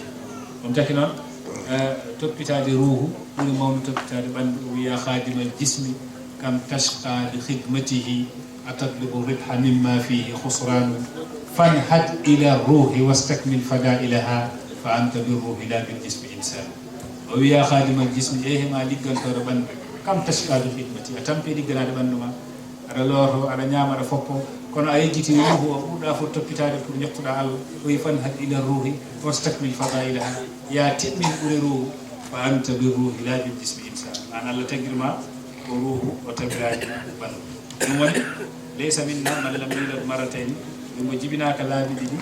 wona ya jibine laabi ɗiɗi e jinnaɗo ma goto kono no jibinede ndeya jibinede zahir ɗum ɗo jibinede ɓimmire nde ko jibinede ngal ɗo namdal kadi o wi nihayatu akabiril awliyai bidayatu ashabi o wi kartudi waliyaɓe mawɓe ɓe waliyaɓe Allah ɓurɓe ɓe mawnu ɗoɓe kaɗata ɗo ɗon woni fuɗɗode almu ɗum ko haala Cheikh Tidiane radiyallahu anhu ɗum ɗon woni ko bawi haalno ko nane ko wino ko ceerno Hasan Deme la yumkinu an tajida iskalan fi kalami man taqaddama min al awliya li anna bidayataka nihayatu an a wawa dañ probléme haalaji waliyaɓe Allah kala koɓe kaari inchallahu ma faamu sabu ɗo ɓe kaaɗi ɗo ko ɗon puɗɗorɗa ɗum taki waliyaɓe Allah ɓe adi ɓe mbawi tottiri hen misal kala haalaji ɗi ɓe kalno sa ari e Baye Niass Baye firta ɗum ha laaɓa ceerno sabu to ɓe kalata to ko fuɗɗode ɓe nisba lahu wonandema kanko Cheikh Ibrahima radiallahu anhu ɗumi Cheikh Abdoul Qadir Jeylani o wino mulki adamu min mulkillah laamam ɓuuri mawnu laamu Allah ɓe mbi holko ɗum firtata Baye Niass wi aha ɗum firtata ko man kana lillahi kana Allahu lahu man kana lillahi kala gonanɗo Allah kana Allahu lahu Allah wonanɗo o wi joni an sa wonani Allah Allah wonanano من كان لله كان الله جل له وبالهداية والتوفيق جل له من كان لله كلا قنان الله كان الله جل له جل أموني كم له ونون جل له قديره كجنا استمون من كان لله كان الله جل له كان الله جل أموني كم له ونن بچو وبالهداية والتوفيق جل له وجل له هيبرهم جل له هيبره وجل له أخرى تندرني وبالهداية والتوفيق جل له ودي أن ساونني الله الله ونن هل قرن دم آن هل تلامي داني ونن دا الله لامي دا كوي الله باسك الله ونن الله هل كونن دو بيندر ودي كونن ماكو إلا قليلا أنت تاكي غندر سونا سير روح كي كده الله هؤلاء مفسرين دي جابوا الله باين يسويلم أجد في هذا مقنع من دم يوناني ملاري تومي ko jaabo timmugol wonɗo par ce que yasalunaka ani ruh ɓe manamno holko woni ruh qul wiɓe ar ruhu min amri rabbi min amri jeeya koye alamul amri jeeya koye alamul rububiyati par ce que amru e rabbu waɗi min amri rabbi en gandi alamul amri ne woodi alamul halqi ne woodi Allah wi ala lahul halqu wal amru min Allah min jeeyi halqu min jeeyi al amru alamul rububiyati ne woodi alamul uluhiya ne woodi joni Allah suɓi wi ruhu jeeyako e amru jeeyako e rububiya o holli en neke ɗum jeeyaka e halqu jeeyaka e uluhiya min amri rabbi ɗum noon dekete Baye Niass wi ko jaabiɗo ha jaabol ko timmi o waɗi noon wiya o jaabaki qul ruhu min amri rabbi o ma utito min al-ilmi illa qalil ɗon noon Cheikh Tidiane o wi ko waliyaɓe Allah mawɓe ɓeɗo kaaɗi ɗo ko ɗon almu on puɗɗorto ene jogui firoji ɗiɗi firo woto ngo adi Cheikh Tidiane suufiyankoɓe mbiyan saɗa tarbino a gasade ceerno ma gasa e nelaɗo Allah puɗɗa gasa Allah nde Cheikh Tidiane ari wi godal al wujudul mutlaq godal bellitanal ngal ko godal Allah Allah jeygal saɗa gasa gadotoɗa gasde koye Allah gasa e nelaɗo Allah Muhammad sallallahu alaihi wasallam gasa noon e ceerno walla nden nihayatu akabil awliya bidayatu ashabi sabu mana almuɓe Cheikh Tidiane ko sahabaɓe nelaɗo Allah Muhammad sallallahu alaihi wasallam almuɓe Cheikh Tidiane ko maqama sahabaɓe nelaɗo Allah sabu Cheikh Tidiane wi qala li rasulullah sallallahu alaihi wasallam ashabuka ashabi wa fuqara'uka fuqara'i wa talamizatuka talamizati an Cheikh Tidiane almuɓe maɓe ko almuɓam fuqara'uka wasɓe maɓe fuqara'i ko wasɓam wa talamizatuka woni éleva e maɓe talamizati ko éleva maɓe deke o wiyani ashabuka ka ashabi ɓe mbayi kono sahabaɓam ala ka fu tasbi ala ɗo o wi tan ashabuka ko mubtadaw ashabi woni khabar ashabu ko mubtadaw marfu bi dam ashabi woni khabar marfu bi dammatin muqaddaratin ala ma qabla ya takallim min amin zuhuri ay shighal al mahalli bi harakati munasabati ashabuka ashabi albe mabe kamen goni albu dum taki Cheikh Abdullahi Jameji yetande min o wi andi Baye Niass radiyallahu anhu bi sunnaaji di ngana kanko wurtini naade be ganda ni si tawi ari a tawi eliman no khutba tan ɓe mbiyata ko ta juul darde ɗiɗi Cheikh Abdoulaye wi ɗum yahdani sunna woni sunna koko nelaɗo wi iza ata ahdukumul masjida wal imamu yahtubu falyarka rak'atayn qabla an yajlisa wal yujawwiza al-umma goto e moɗon so ari ñande aljuma tawi imam no khutba ko adinde o joɗoto yo juul darde ɗiɗi te woni jawbisan huma yo heñorade ko adina imam gasnata khutba o hadis o ko hadis fami Jabir ibn Abdullah ali yetti nelaado wi dum tay nelaado no khutba nelaado tawi khutba o wi ya Jabir hal sallayta rak'atayn est ce que juli darde dido dum ala woni kumbo salli rak'atayn idha ata ahadukum al masjid wal imam yakhutub falyarka rak'atayn qabla an yajlisa wal jawbisan yo jul darde didi ko adina o jodi o wi non kanko ceerno o wari o dari mon juula darde didi o yi wadi mahajib goto na fottamo pour yo joodo pour yidde andinde mo baadi imam na e minbar he ko poddo joodo onno sa o sali o notaki musidɗo nde ɓe gayni musidɗo o woni e yewtande mbo e yidde hollude mbo wonde no baadi imam na e dow minbar sa ari poɗɗa ko joodade on musidɗo noon ko Tidiane en ke Ceerno Abdoulaye wimo an ka Tidiane en ke wi'e o wi kalamtami ɗo nane ko haala Malik ko tabi'i walla ko sahabi o ɗum Malik ko tabi'i o ɗum min noon komi sahabi o ɗum holno yaari o ɗum par ce que Cheikh Tidiane wi nelaɗo wi ashabu ko ashabi almuɓe maɗo ko ɓe almuɓam o fuqara ko fuqara o talamisatu ko talamisatu wadde min ɓaadi komi Tidiane en komi sahaba nelaɗo a fotanima haala tabi'iyu par ce que Malik ko tabi'iyu min e oɗo mawqif komi sahabiyu ono sa ko buhitande de kafara ala kullin nihayatu akabir awliyayi bidayatu ashabi waliyaɓe Allah mawɓe ɗo kaɗata ɗo ko ɗon almuɓam ɓe fuɗɗori min Cheikh Tidiane ɗum lakinnama minnatul mannani manna biha iyaya zalika fadlullahi min azali ko ɓural Allah ngal Allah hokki mana mawlana Cheikh Ahmad Tidiane radiallahu anhu ɓural noon hen saayi e sena haale sa ala tawfiq Allah a wawa jabde ɗum kono noon ɓural Allah ene yaaji jaajeji si tawi a faami ɗum a tawat inkar ala hen lawol sabu mutanabbi wi huwa al jaddu hatta tafdula al aynu ukhtaha wa hatta yasira al yawmu lil yawmi sayyida o wi Allah ɓurnata ha jiya yeeso woto tawa guite ɗiɗi goni hen te tawa guite ɗe ko ɓurduɗe weldude jiya yitere ñamre ɓuura wel nanre de walla jiya yitere nanre ɓuura wel ñamre de te tawa ko e yeeso goto ɗum sa faami ɗum gandade ke huwa al jaddu ɗum woni gueɗal Allah ɓurnata hatta tafdula al aynu ukhtaha wa hatta yasira al yawmu lil yawmi sayyida ha jiya ñalawma wiye kalifa ñalɗi ɗi wiye oɗo aljuma woni sayyidul ayyam e dendagal ñalɗi te kamɗi fof ko 24 heures kono Allah noon suuɓi ñande aljuma fawi ɗum e dow ñalɗi he te ala ko aljuma waɗen ɗum ko noon noon o suɓiri Cheikh Tidiane e waɗi ɗum khatmul awliyayi o suuɓi almuɓe Cheikh Tidiane ɓe ɗo waliyaɓe ɓe kaɗata ɗo o wi onon puɗɗore ɗo ɗum ko ɓuural immorde am sa yeddi ɗum namdeɗa ahum yaksimuna rahmata rabbika beele an feccata yurmede Allah saka aɗa yedda ɓuural Allah walla aɗa andi ɓuural Allah ngal no foti ha aɗa yedda ɗa wiya ɗum jeeyaka e ɓuural Allah he ɗum woni goɗɗon jaaboɗo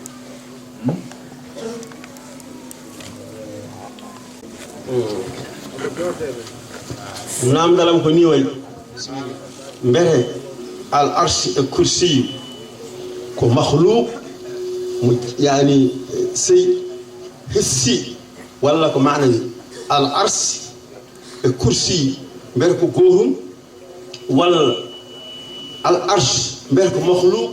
al kursi mbete ko makhluq sey malmuf aw ko sey maanawi sual goɗɗo sene wona nane won cheikh on ko haadi ɗo nane hunde himmude no feewi mi annda so ɓe teski ɗum o wi wonde almuudu wona wiide naam tan ala sabu ko kanko ko haali ɗo ko o haalani qur'ana kono o haali ko mana qur'ana a'udhu billahi minash shaitanir rajim ضرب الله مثلا للذين كفروا امرأة نوح وامرأة لوط كانتا تحت عبدين من عبادنا صالحين فخانتاهما فلم يغنيا عنهما من الله شيئا وضرب الله مثلا للذين آمنوا امرأة فرعون إذ قالت رب ابن لي عندك بيتا في الجنة ونجيني من فرعون وعمله ونجيني من القوم الظالمين أولوكو وندنوكو النبي كجمتون النبي oɗo wonno koye kefeero ɓurɗo mo heefe fo mawnude joni noon mbete gondigal koye golle walla gondigal koye chakli mana mbete gondigal koye golle tadbir e surub walla gondigal koye chakli tan aɗa wonde mum tan tawa a ɗabbitata ko waɗata ko a goƴñani ko waɗata yani suluku ma wona suluku ko haala heɓa sohba natijatu sohba أن يكون سلوكيا وتطبيقيا وإيمانيا ولا شكلي سبب أورو وندو كوي كافر أورو وندو كوي جول يعني جنب هان دونك أن وأدرك القوس بارها وسكنت الدار بانيها وأسكنت الدار بانيها جزاك الله خير يا باتو جيري جول فوفتي غومده كلا جدد الأرشي أيالتي الإسلام kala jedduɗo kursiyu a yalti e l'islam a wonata e julɗo saabu qur'ana jangi ɗum sunna nelaɗo allah muhammad sa sallam haqqoɗini ɗum koye haybiyatuji ɗi ganduɗa eɗen poti gomɗinde ɗum jeeya heddi noon pour fahmude ko holno ɗum woniri ko ɗon woni iskal o si tawi neɗɗo o jiyamonone arifina billahi alladina yatatallauna ala alhaqaiqi walmaarifi hunde fof ɓe dutta ɗum place muɗum to banggue mana ma wa faamu holko woni arshi e kursi kono si tawi a nangiri ɗum ni tan hasba zahir a serata aɗa werlo hoore ma point d'interrogation holno arshi wonirta si tawi kono haalirani ko daɗɗudi ndi Allah lelato e dow muɗum ɗum taki Muhammad ibn al-Hasan wi al arsu saqfu jinanil khuldi mu'taqadi la mustaqarru ilahi al-wahidi samadi al arsu o wi arsu saqfu jinanil khuldi firtata kam no firi ɗum oyi ko bildi aljanna wiyete arshi nde wonɗo Allah tiimi fofen te yimɓe si naati aljanna ñande yawmal qiyamati woni wattande hoɗorde o wi arash o firtita ko bildi aljanna ndi Allah nan heedi to dow al arshu saqfu jinanil khuldi mu'taqadi la mustaqarru ilahi alwahidi samadi ala kulli halin kala tafsir o no wawi arirde to bange arshu walla kursiyu julɗo koko foti jabde koko woodi hay sinɗo o anda par ce que jom misbahu sahib a famide o haali o wi wondano kala ko ganduɗa koko o kullu ma jaa bi lafdin yuhimu aw wilhu aw qul fihi rabbi a'lamu o kullu ma qad jaa kala ko addi bi lafdin konngol yuhimu bernangol neɗɗo kono yadullahi fawqa aydihim Allah min jungam nan e dow juuɗe moɗon te Allah hay goto tabintinanta Allah jungo par ce que jungo o wodanta ko tagaɗo te Allah kanko tagɗo o wona tagaɗo holno ɗum firtorto o wi awwil huya tawil ɗum mbiya alyadu ibaratun anil qudrati mana jungo ngol firata ko kattande sabu Allah wa huwa alqahir fawqa ibadihi kam woni polɗo e dow jiyaɓe makko wanna quwwata billahi jami'an kattande fof ko Allah jeeyi o yi wa kullu ma qad jaa bi lafzin yuhimu awwilhu ya ta'wil aw qul rabbihi aw qul fihi rabbi a'lam walla mbiya Allah ɓuri andude ɗum amma bi nisbati tawi koto gondigal to نعم بسم الله من منكي لون لاب دسات ان جنجي رساله ولا يعوده حفظهما وند تدنتا ارش او اسمان اليد سو ورلام هين ولا يعوده تدنتا mo kanko Allah huwa rutti ko to Allah to wala yauduhu teddane makko kanko Allah wala yauduhu teddane makko kanko Allah hifzuhuma rende asaman e leydi hifzuhuma dum ko Ceerno Abdallah wiyata ni defte men de mbiyata ni wonde ko sa ƴetti asaman e leydi a waɗe dangi way ko ƴetta halqa mbaɗa e tabal ni ala heɓi ɗum kam defte Ceerno Abdallah wiyata defte men ɗe no mbiyata ni enen ko ɗum na huo tan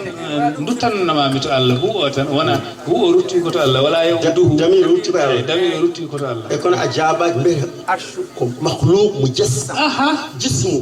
makhluq kursi arsh mbiyata ko gootum walla sefti wona gootum e kadi ko makhluqun min khalqillah arsh makhluqun min khalqillah kursi kadi makhluqun min khalqillah mana makhluqatun min khalqillah mbimami ko tagaɗi e windere Allah he te kadi julɗo fof na foti gomɗinde heddi no ɗi mbayini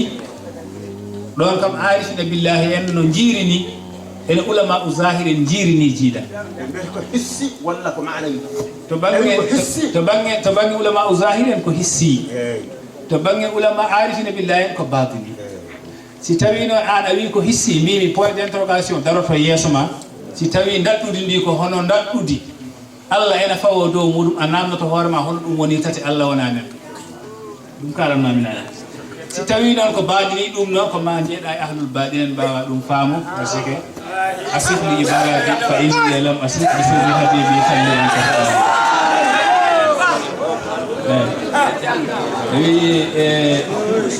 o wi asihli isarati fa inni lam abu bi sirri habibi khalli anka suali Baye Niass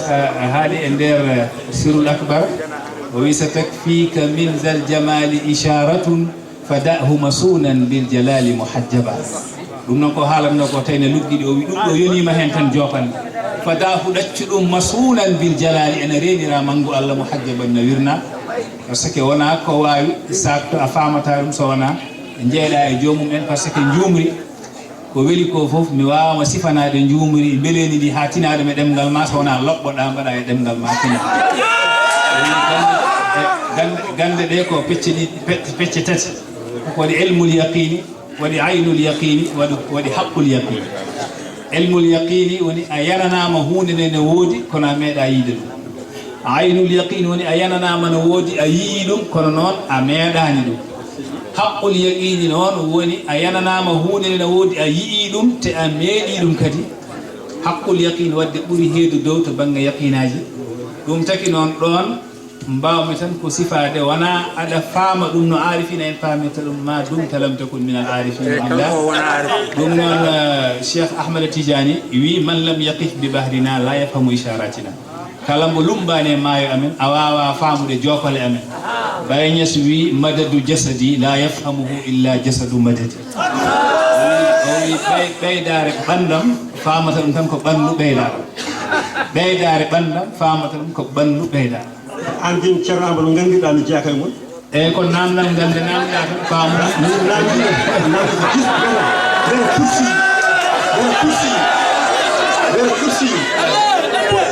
kursi ko mahlum mujassam walla ko maanawi mbete ko heɓɓat kursi e arche ko huuru walla serti ko ɗum kay namɗo so haalama tan لا واضح إذا كنا نتكلم حول الظاهر فحول ما أتى في التفاسير والواردات والأحاديث الواردة عن رسول الله فإن العرش والكرسي مخلوقان من مخلوقات الله ومجسدان أيضا ولكن يا سيدي إذا كان عرش الله يبقى سؤال مطروحا سؤال يطرح نفسه حول الموضوع هناك سؤال يطرح نفسه حول الموضوع جوني أنسين دكوري جوني عرشي ودانكي الله تدانكي كوكو ليلتي مانا كوكو وار كو غاندونو en ko e danki koko taga te gomu jassam ko hunde ne neddo wawi memde holto tawoyta danki ha memaɓe d'abord dimbel ngel ko min adengina yu'minuna bil ghaib uminu bil ghaib kayfiya mudum أنت مع الحق ولكن وسمى آخر مكنون بلجته من أحسن الغوص في تياره زفيرا وسمى آخر مكنون بلجته من أحسن الغوص في تياره زفيرا بسم الله سؤال إمو ko gondigal ko pecce ɗiɗi gondigal tawa aɗa ɗaɓɓa résultat e gondigal e gondigal ngal ganduɗa ka mumniɗo guite ma mbo gonduɗa o ko wayi fof ko haali fof e ko waɗi fof eno waɗiri fof an aɗa dakkori hen ɗum ko taqlidul a'ma wiyete l'imam Shafi'i rahimahullah o wi unzuru fi amri dinikum fa inna taqlida li ghayri al-ma'sum mazmumun wa fihi amal lil basirati minen min jaɓata a taqlidul a'ma sabu Cheikh Ibrahim radiyallahu anhu o wi kala ɗo gando haali e dow nder leñol Muhammad sallallahu alaihi wasallam ko luutodiri e ko nelaɗo haali komin kooli ko on gando fof e ko woni ko ñemtinolgal e amen fof min ɗaccat ɗum ɗon min ndewa ko nelaɗo wi ko a nasbu khilafin bayna taha wa ghayrihi yarahu labibun ghayra ayni wadde ay enen Malik woni sahibu mazhab men Malik ibnu Anasin ndewɗen on woni sahibu mazhab meɗen kono nde o wi wonde no janngude bismillahi rahmani rahim koko aña tawɗen limamu Shafi'i wi kala gaccuɗo bismillahi rahmani rahim julde ma boni mbiɗen ndeke a fotani dogde ko aña ha jana e ko bonnata julde gaccuɗen ko Malik haali ko jahɗen to ko l'imam Shafi'i haali ko wadde unzuru fi amri dinikum fa inna taqlida li ghayri al-ma'sumi mazmumun wa fihi amal lil basirati dimmel ngel kadi nde jahɗen to bangge qabdude julde tawa aɗa ƴetti jungo ma ñaama aɗa fawi e nana maɗa tawden ko haala ko e mazhab malik ko illish haali ko e ko tata'i haali ko e ko Muhammad ibn Abid haali ko e nder mazhab malik in yubbodirani e ko nelaɗo watno ko sabu nelaɗo ko ɓabdunoɗo illish ko haali ko e tata'i e Muhammad ibn Abid ene lutodiri e sunna nelaɗo Muhammad sallallahu alaihi wasallam tagguɗen ɓen ko kaali ko hay sinno ko malikiyankoɓe enen koɓe malikiyankoɓe pawɗen ɗum bange ndewɗen ko nelaɗo wi ko sabu konngol malik o wi إذا رأيتم قولي مخالفا لقول الله وقول رسول الله فاضربوا قولي ضرب أرض الحائط so njii konngol am ne luutodiri konngol Allah walla ne luutodiri konngol nelaaɗo Allah ƴettee konngol am piyon ɗum e ɓalal nde won konngol Allah ngol l'imam Shafi'i kadi haali ko wayni kam Malik kadi o haali e rawda nelaaɗo Allah Muhammad sallallahu alaihi wasallam o wi kullu kalamin minhu maqbulun wa mardudun siwa kalami sahibi hadha ad-dari kala haala na waɗi hen ko jaɓete na waɗi hen ko wasata jaɓe so wona haala nelaɗo leliɗo ɗo wadde enen nelaɗo Muhammad sallallahu alaihi wasallam woni ñemtinolgal men en ndewata waliyu ko wawi won fof walla mana hono Malik en ko ɓe mbawi won fof ɗo ɓe mbawi yetto e gandal en ndewataɓe taw ko a taqlid al a'ma ala bawi yeeso isa sara khayru nnasi surtout wara'ahu wa in halla yawman fal masiru ba'id nelaɗo so yeehi tan mi yaha so tellima mi wonta yaha mi yeccitaki hen haala goɗɗo saabu wot capato goto garɗo e bawi tay bayna yaha jamana juule o wi ɗum ra'aytuka taqbidu o waliduka alhaji abdoullahi ma kana yafbid mi yima aɗa qabda te jinnaɗoma alhaji abdoullahi qabdata bawi ɓenni saabu hormade na wawi jinnaɗo makko on woni ceerno makko e capato ruttini wi ɗum ra'aytuka taqbidu o waliduka alhaji abdoullah ma kana yafbid lawol tataɓol nde o haalata bawi wi ɗum allazi ursila ilayya huwa rasulullahi lalhaji abdoullah mo Allah neli o e am ko nelaɗo Allah wona alhaji abdoullahi ɗon noon gandadeke kam nelaɗo heeñini o wi isa sara khayru nnasi surtout wara'ahu wa in halla yawman fal masiru ba'id wa in tas'aluni an habibi wa sayyidi fa taha habibullahi mal ghayru ma wa ma ko nelaɗo heeñini minen ko bayi yoni min kono komin dewi ko bayi wona taqlidul a'ma ala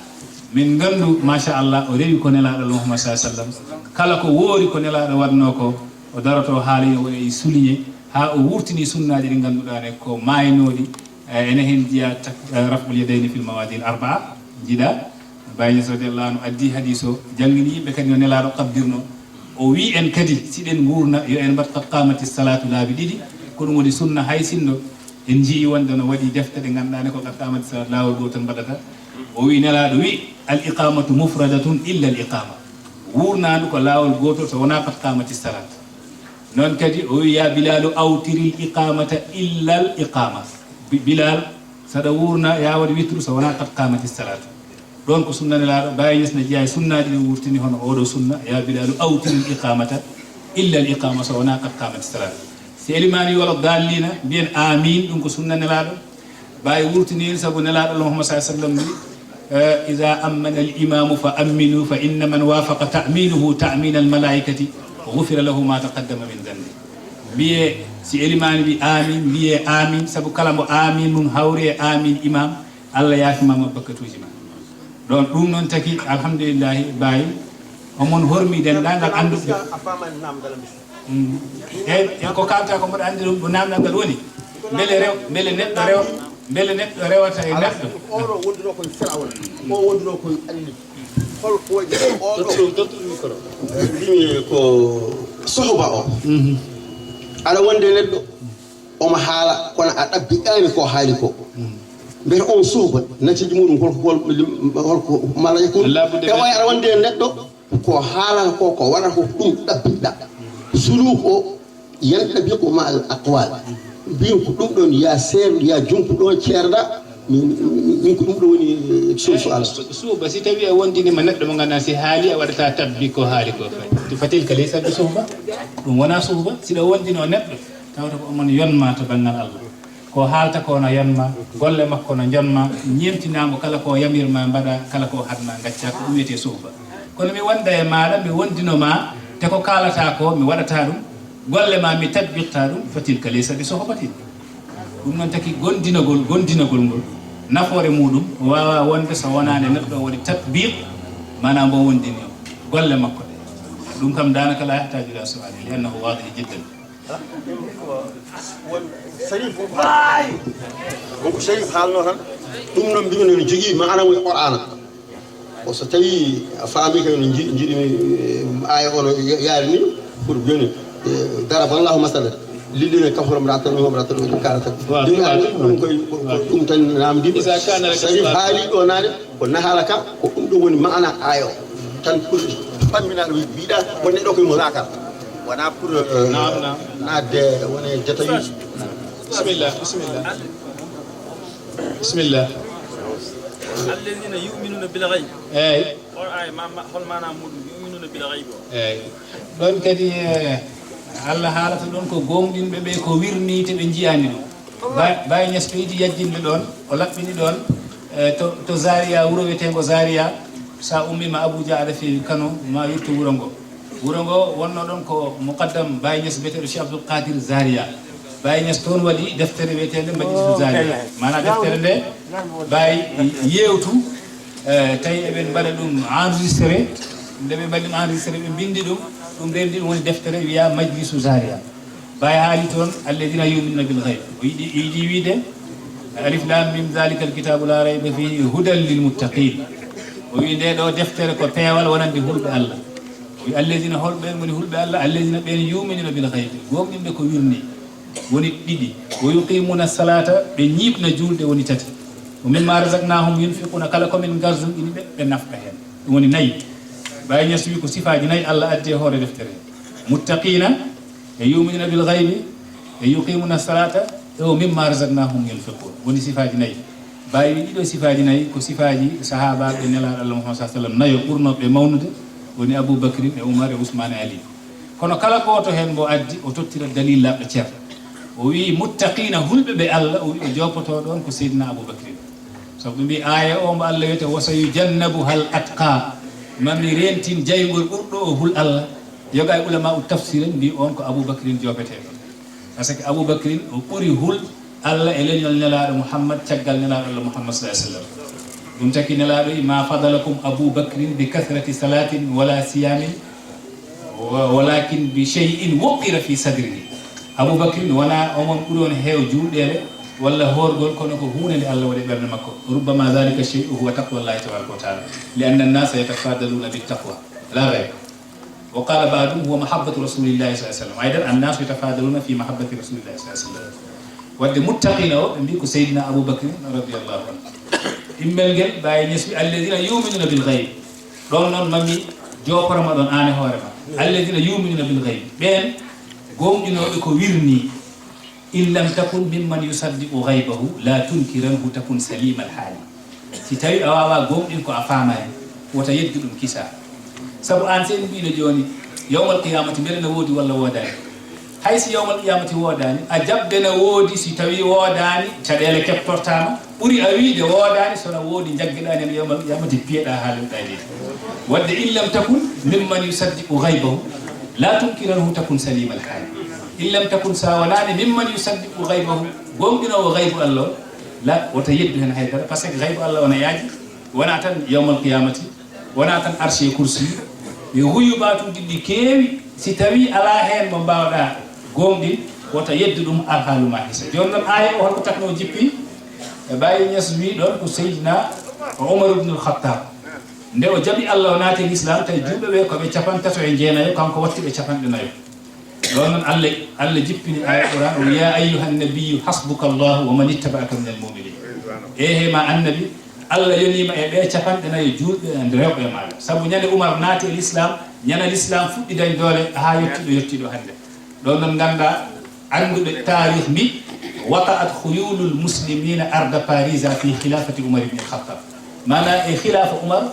pucci julɓe jaaɓe leydi Paris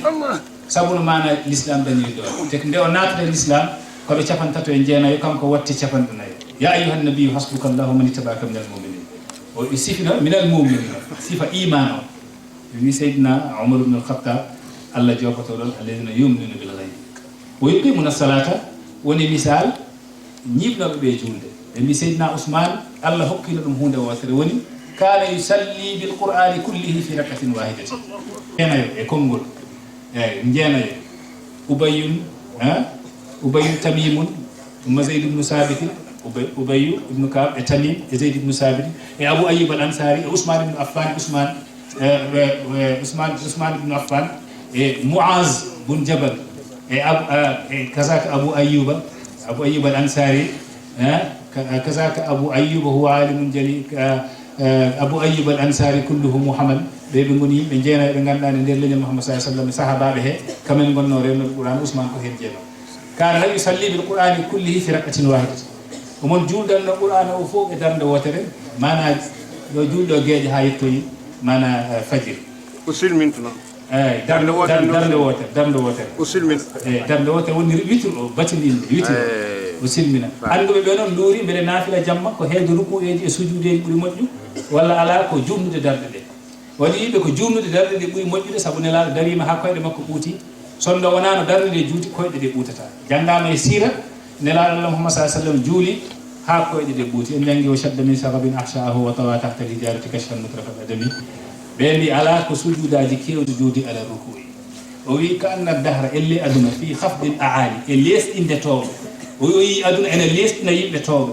ka anna dahra fi hafdil aali wa ila il asafilati li'ami eno aduna yekkitirta ni mana lesɗuɓe yekkitaɓe fawto dow ƴetta wonnoɓe to dow lesɗinaɓe aduna non woni aada makko o wi elle aduna e oɗo misal faqihun sahha fi fatwahu qawlun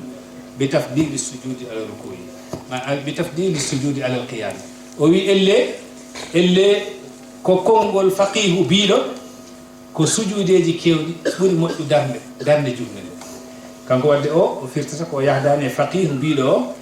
mana sujudeji kewɗi ne jamma ɓuuri mana darde sa lomtini ɓuru wallahu laabitere noon Qur'an o wona a silti Qur'an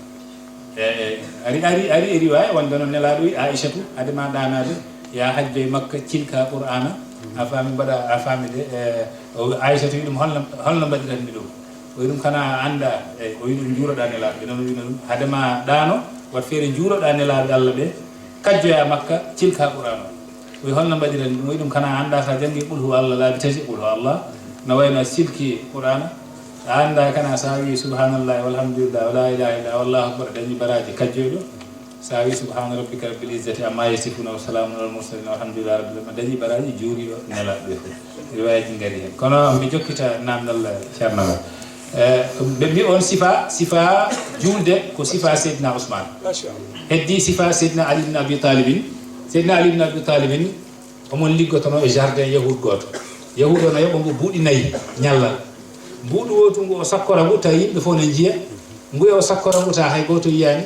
nguya mbuɗu o sakkorongu a famide e jamma nguya o sakkorongu ñalawma Allah welti al on haal ha wi alladina yunfiquna amwalahum bil leyli wan nahari sirran wa alaniyatan ɓe mbi on ɗon sifa infaq o ko Seydina Ali woni Allah wi o mimma razaqnahum yunfiquna joni noon namdal ma ngal mi sikki koye al imanu bil ghaybi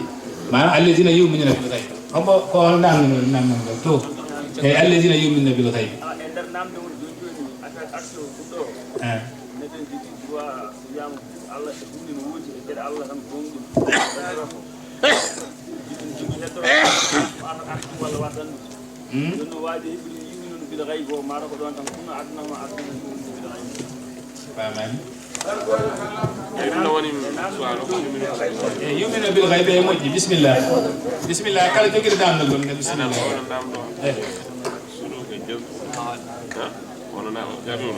namdal lanni ɗo o wiɗo la rahata lil mu'mini fi ghayri liqa'i llahi la rahata fi ghayri liqa'i rabbih on wonde riwaya jangga la rahata lil mu'mini fi ghayri liqa'i rabbih o wi nelaɗo Allah Muhammad sallallahu alaihi wasallam wi julɗo ala foftere so wonade hawre joomum nam julɗo ala foftere so wonade hawre joomum ɗum tagi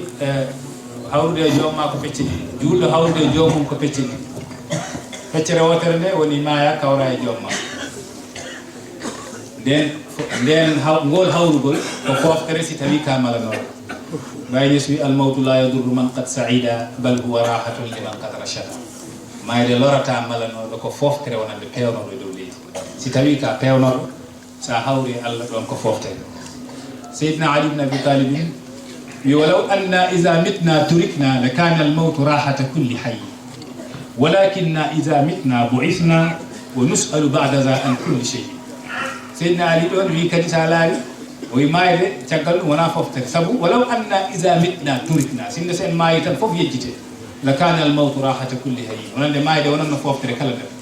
walakinna isa mitna bu'ithna kono noon sen maayi en ummintinte wa nusalu ba'da za an kulli shay'in lamde ɗen caggal ɗum kala hunde kam o wi ɗon maayde danaka wona foftere par ce que ko woni ko caggal maayde nelaɗo wi bayna al abdi وبين دخول الجنة 7 عقبات أهونها الموت وأصعبها الوقوف بين يدي الله إذا تألق المظلومون بذلك وي حكون نتو ناد الجنة وي كو دامي جيدي دي غوني دون دمال دورغال نgal hoyto ri mayde بين العبد وبين دخول الجنة 7 عقبات أهونها الموت وأصعبها الوقوف بين يدي الله إذا تألق المظلومون بذلك ɓuri heen hoytu ko maayde ɓuri heen sattu ko so en darima yeeso Allah toñanoɓe jaggi toñnoɓe ɗum pour Allah ñaawo ndeke maayde ne caggal ɗum ko alhaaluji goni toon ko wiyata ko goɗɗum hawrugol e Allah laawol gongol ngol ɗum woni neɗɗo o si tawi ƴetti kurus makko mana feewi Allah holko takata neɗɗo ƴetta kurus makko holko takata neɗɗo ƴetta kurus fewde e Allah ɗum adalan ma ƴettude kurus ma mana mbirda salatul fatiha pour wadde on contact il laɓɓinanma darolgal ɓernde ma mana darolgal ɓernde ma ngal laɓɓinagal ha nangue zati Allah ki tappo e darolgal ɓernde ma mbawa famude hombo woni Allah e ko woni ala bi zikrillahi tatma'innul qulub eyyi koye innude Allah ɓerɗe kiɓinto eyyi joni hoko jiɗɗa wiide ɗon ala ko munasabu o tan aya o eyyi mana jiɗmi wiide an ɗo ɗo gonɗa aɗa andi Allah no woodi kono a yiyani Allah ɗani a yiyani Allah wona aɗa andi kanko wona asum sa wiide ɗon ɗum woni ɗon ɗum woni neɗɗo no ƴetta kurus ɗo a famide pour yiyeyde jomum faama ko ɗum woni joni la rahata lil mumini fi gayri liqa'i rabbi la rahata lil mumini o wi aɗa ɗum yiya kono anda ɗum andi ceerno Abdoulaye meeɗi mi sibtande o wi musidɗo goto ena ƴengno e lekki ena roggana nayi makko jamanu caɗele e o soyni mbaroji to less o sikki ko boyi o wi ƴeew tan o boyi ena haɗa nayam ɗi ñamde ko dogganan o jippi tan o ƴetti jambere ɗe tan o fii mbaroji ɗi tan ɗi maayi joni noon o hooti galle to o woni wiide min mbaɗa waɗi boyal hannde ko ɓurigal mawɗo o woni sifade boy o ni way ha boy ɓe mbimo an kam beele ko mbarɗa ko boy ko boy ɗi ardi en kollaɓe ɓe jeeyi tan ha ɓe daari tawi ko mbaroɗi mbimo an ko mbaroɗi mbarɗa tan o leƴƴiti o yeno maayi kanko warno mbaroɗi ɗum waɗi ko wi ko aɗa yiya Allah kono a famani ɗum kono noon waji on yiino mbaroji ɗi kono o famani ɗum tagi hen saaji aɗa daro e nder Kaolack ɗo namnoɗo Kaolack woni taw aɗa nder Kaolack araka tasalu an Kaolack wa anta biha wa al madinata hadha fi'lu muttaham araka tasalu an Kaolack sha'iri ni aɗa namno Kaolack wa anta biha taw aɗa nder Kaolack wa al madinata aɗa namno Madina teɗa e nder Madina o wi hadha fi'lu muttahami ɗum woni golle tumniɗo sa juurima Baye Niass law zurtahu la wajadta an-nasa fi rajulin wad-dahra fi sa'atin wal arda fi dahin law zurtahu sa juurima ɗum la wajadta an-nasa ma taw windere Allah nde fof fi rajulin nayi gorko goto wad-dahra ad jamanu o fof fi sa'atin nayi heure goto wal arda fi dahin ja leydi ndi fof na e galle goto yimɓe ɓe fof eɓe neɗɗo goto temps o fof ene e waktu goto wal arda fi dahin tawa leydi aduna ndi fof ko galle goto ɗum taki o wi labbayka tarbiyatan min wasilin arafa min Kawlahi muntaha dunya ila arafa aduna o haɗani Kawlax kono yimɓe andin tan ñande jettiɗa Kawlax ko ɗaɓɓannoɗa ko a yettima ɗo ɗum dañeteɗo onno sa tampere wodantanima elle a gayni aduna o ɗum woni o wi labbayka binotimama tarbiyatan min wasilin arafa min Kawlahi muntaha dunya ila arafa eyyi docteur Amadou docteur masha jazakallah sual warid o wala ya'malu makra Allah bima ko min gasni be netti ya'malu makra docteur micro sual le huccino e docteur Amadou min jahi docteur Amadou mi ham ustad docteur Amadou tintinde tan woni yimɓe ene mbima wonde kañumen gasni kono ko waji o haalɗo joni ko neɗɗo foftata so waɗani so wona o heɓa résultat so maayi heɓi résultat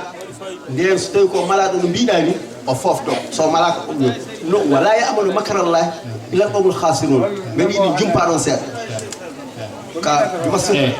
dimas ka docteur jumpa ɗon wona tan jabude tan aaji ala ko jumpa ɗon seeɗa inchallah o wi mana wiyoɓe ɓe gayni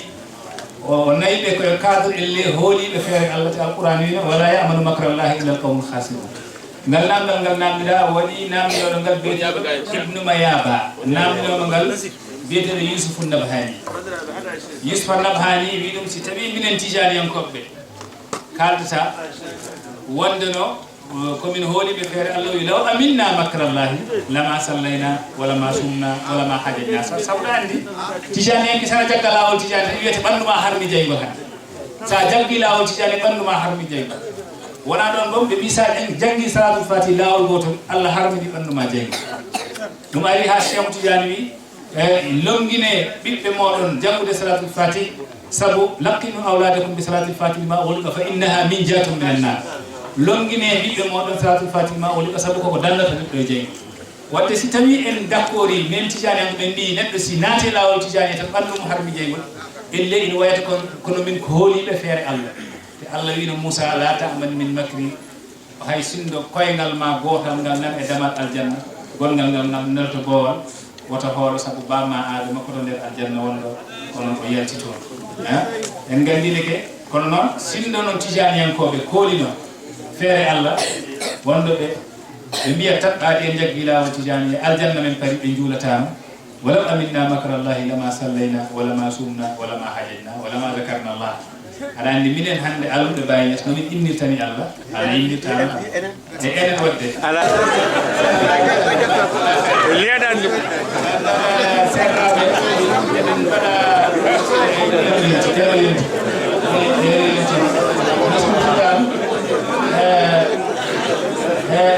eɗen tutto kadi eɗen ñagano sernaɓe men ceerno Abdoulaye Dia e ceerno Mouhammad Ali Boubou yo Allah hedduɓe jeese meɗen yo Allah accuɓe jeese meɗen wonduɓe duuɓi juɗɗi tawana wondi e cellal yo Allah hokkuɓe tawfiq koɓe jiiɗi koye ɓessuɓe he yo Allah walluɓe hen bijahi rasulillah eɗen ñaago Allah yo Allah jurno duɓɓi mabɓe kala koɓe golle fayda he yo Allah jaɓanɓe kala koɓe golle tariqa he yo Allah jaɓanɓe kala koɓe golle islam he yo Allah jaɓanɓe inchallahu yo en continuer ni ha ko Baye Niass wiyata ko monsieur honete cheikh Bichri wiyatno ko jamana allahu tahta zilli cheikhi wa yaqulu ibrahim listahbidhulu zumaran wa tutrabu anhum al-a'ba afalam yakunu lirrasuli ahibatan ya lal habibi fa innahum su'ada awalam yakun dhikru al-ilahi shi'arahum wa tawakkalu ad-dunya wa hum ghuraba يا فوز إن فزنا بواحدة لها ندعو وإن محمدا ميقات الحمد لله أول دعوانا والحمد لله بإذن الله والسلام عليكم ورحمة الله ليلة تيرنا كبير دمنا سيوتنا والليلة كتميرو balɗe sappo e lewru décembre darotondu balɗe sappo e lewru décembre darotondu ndu woni leyla katmiya mbaɗeteɗo damal galle ceerno Hassane Déme omon tintina on onon fof kala ɓaɗo tawtorede omon yiiɗi faami tawtorɗa yo Allah yettinɗe ɓe jammondire ɓeydare tawfiq amin bijahi rasulillahi sallallahu alaihi wasallam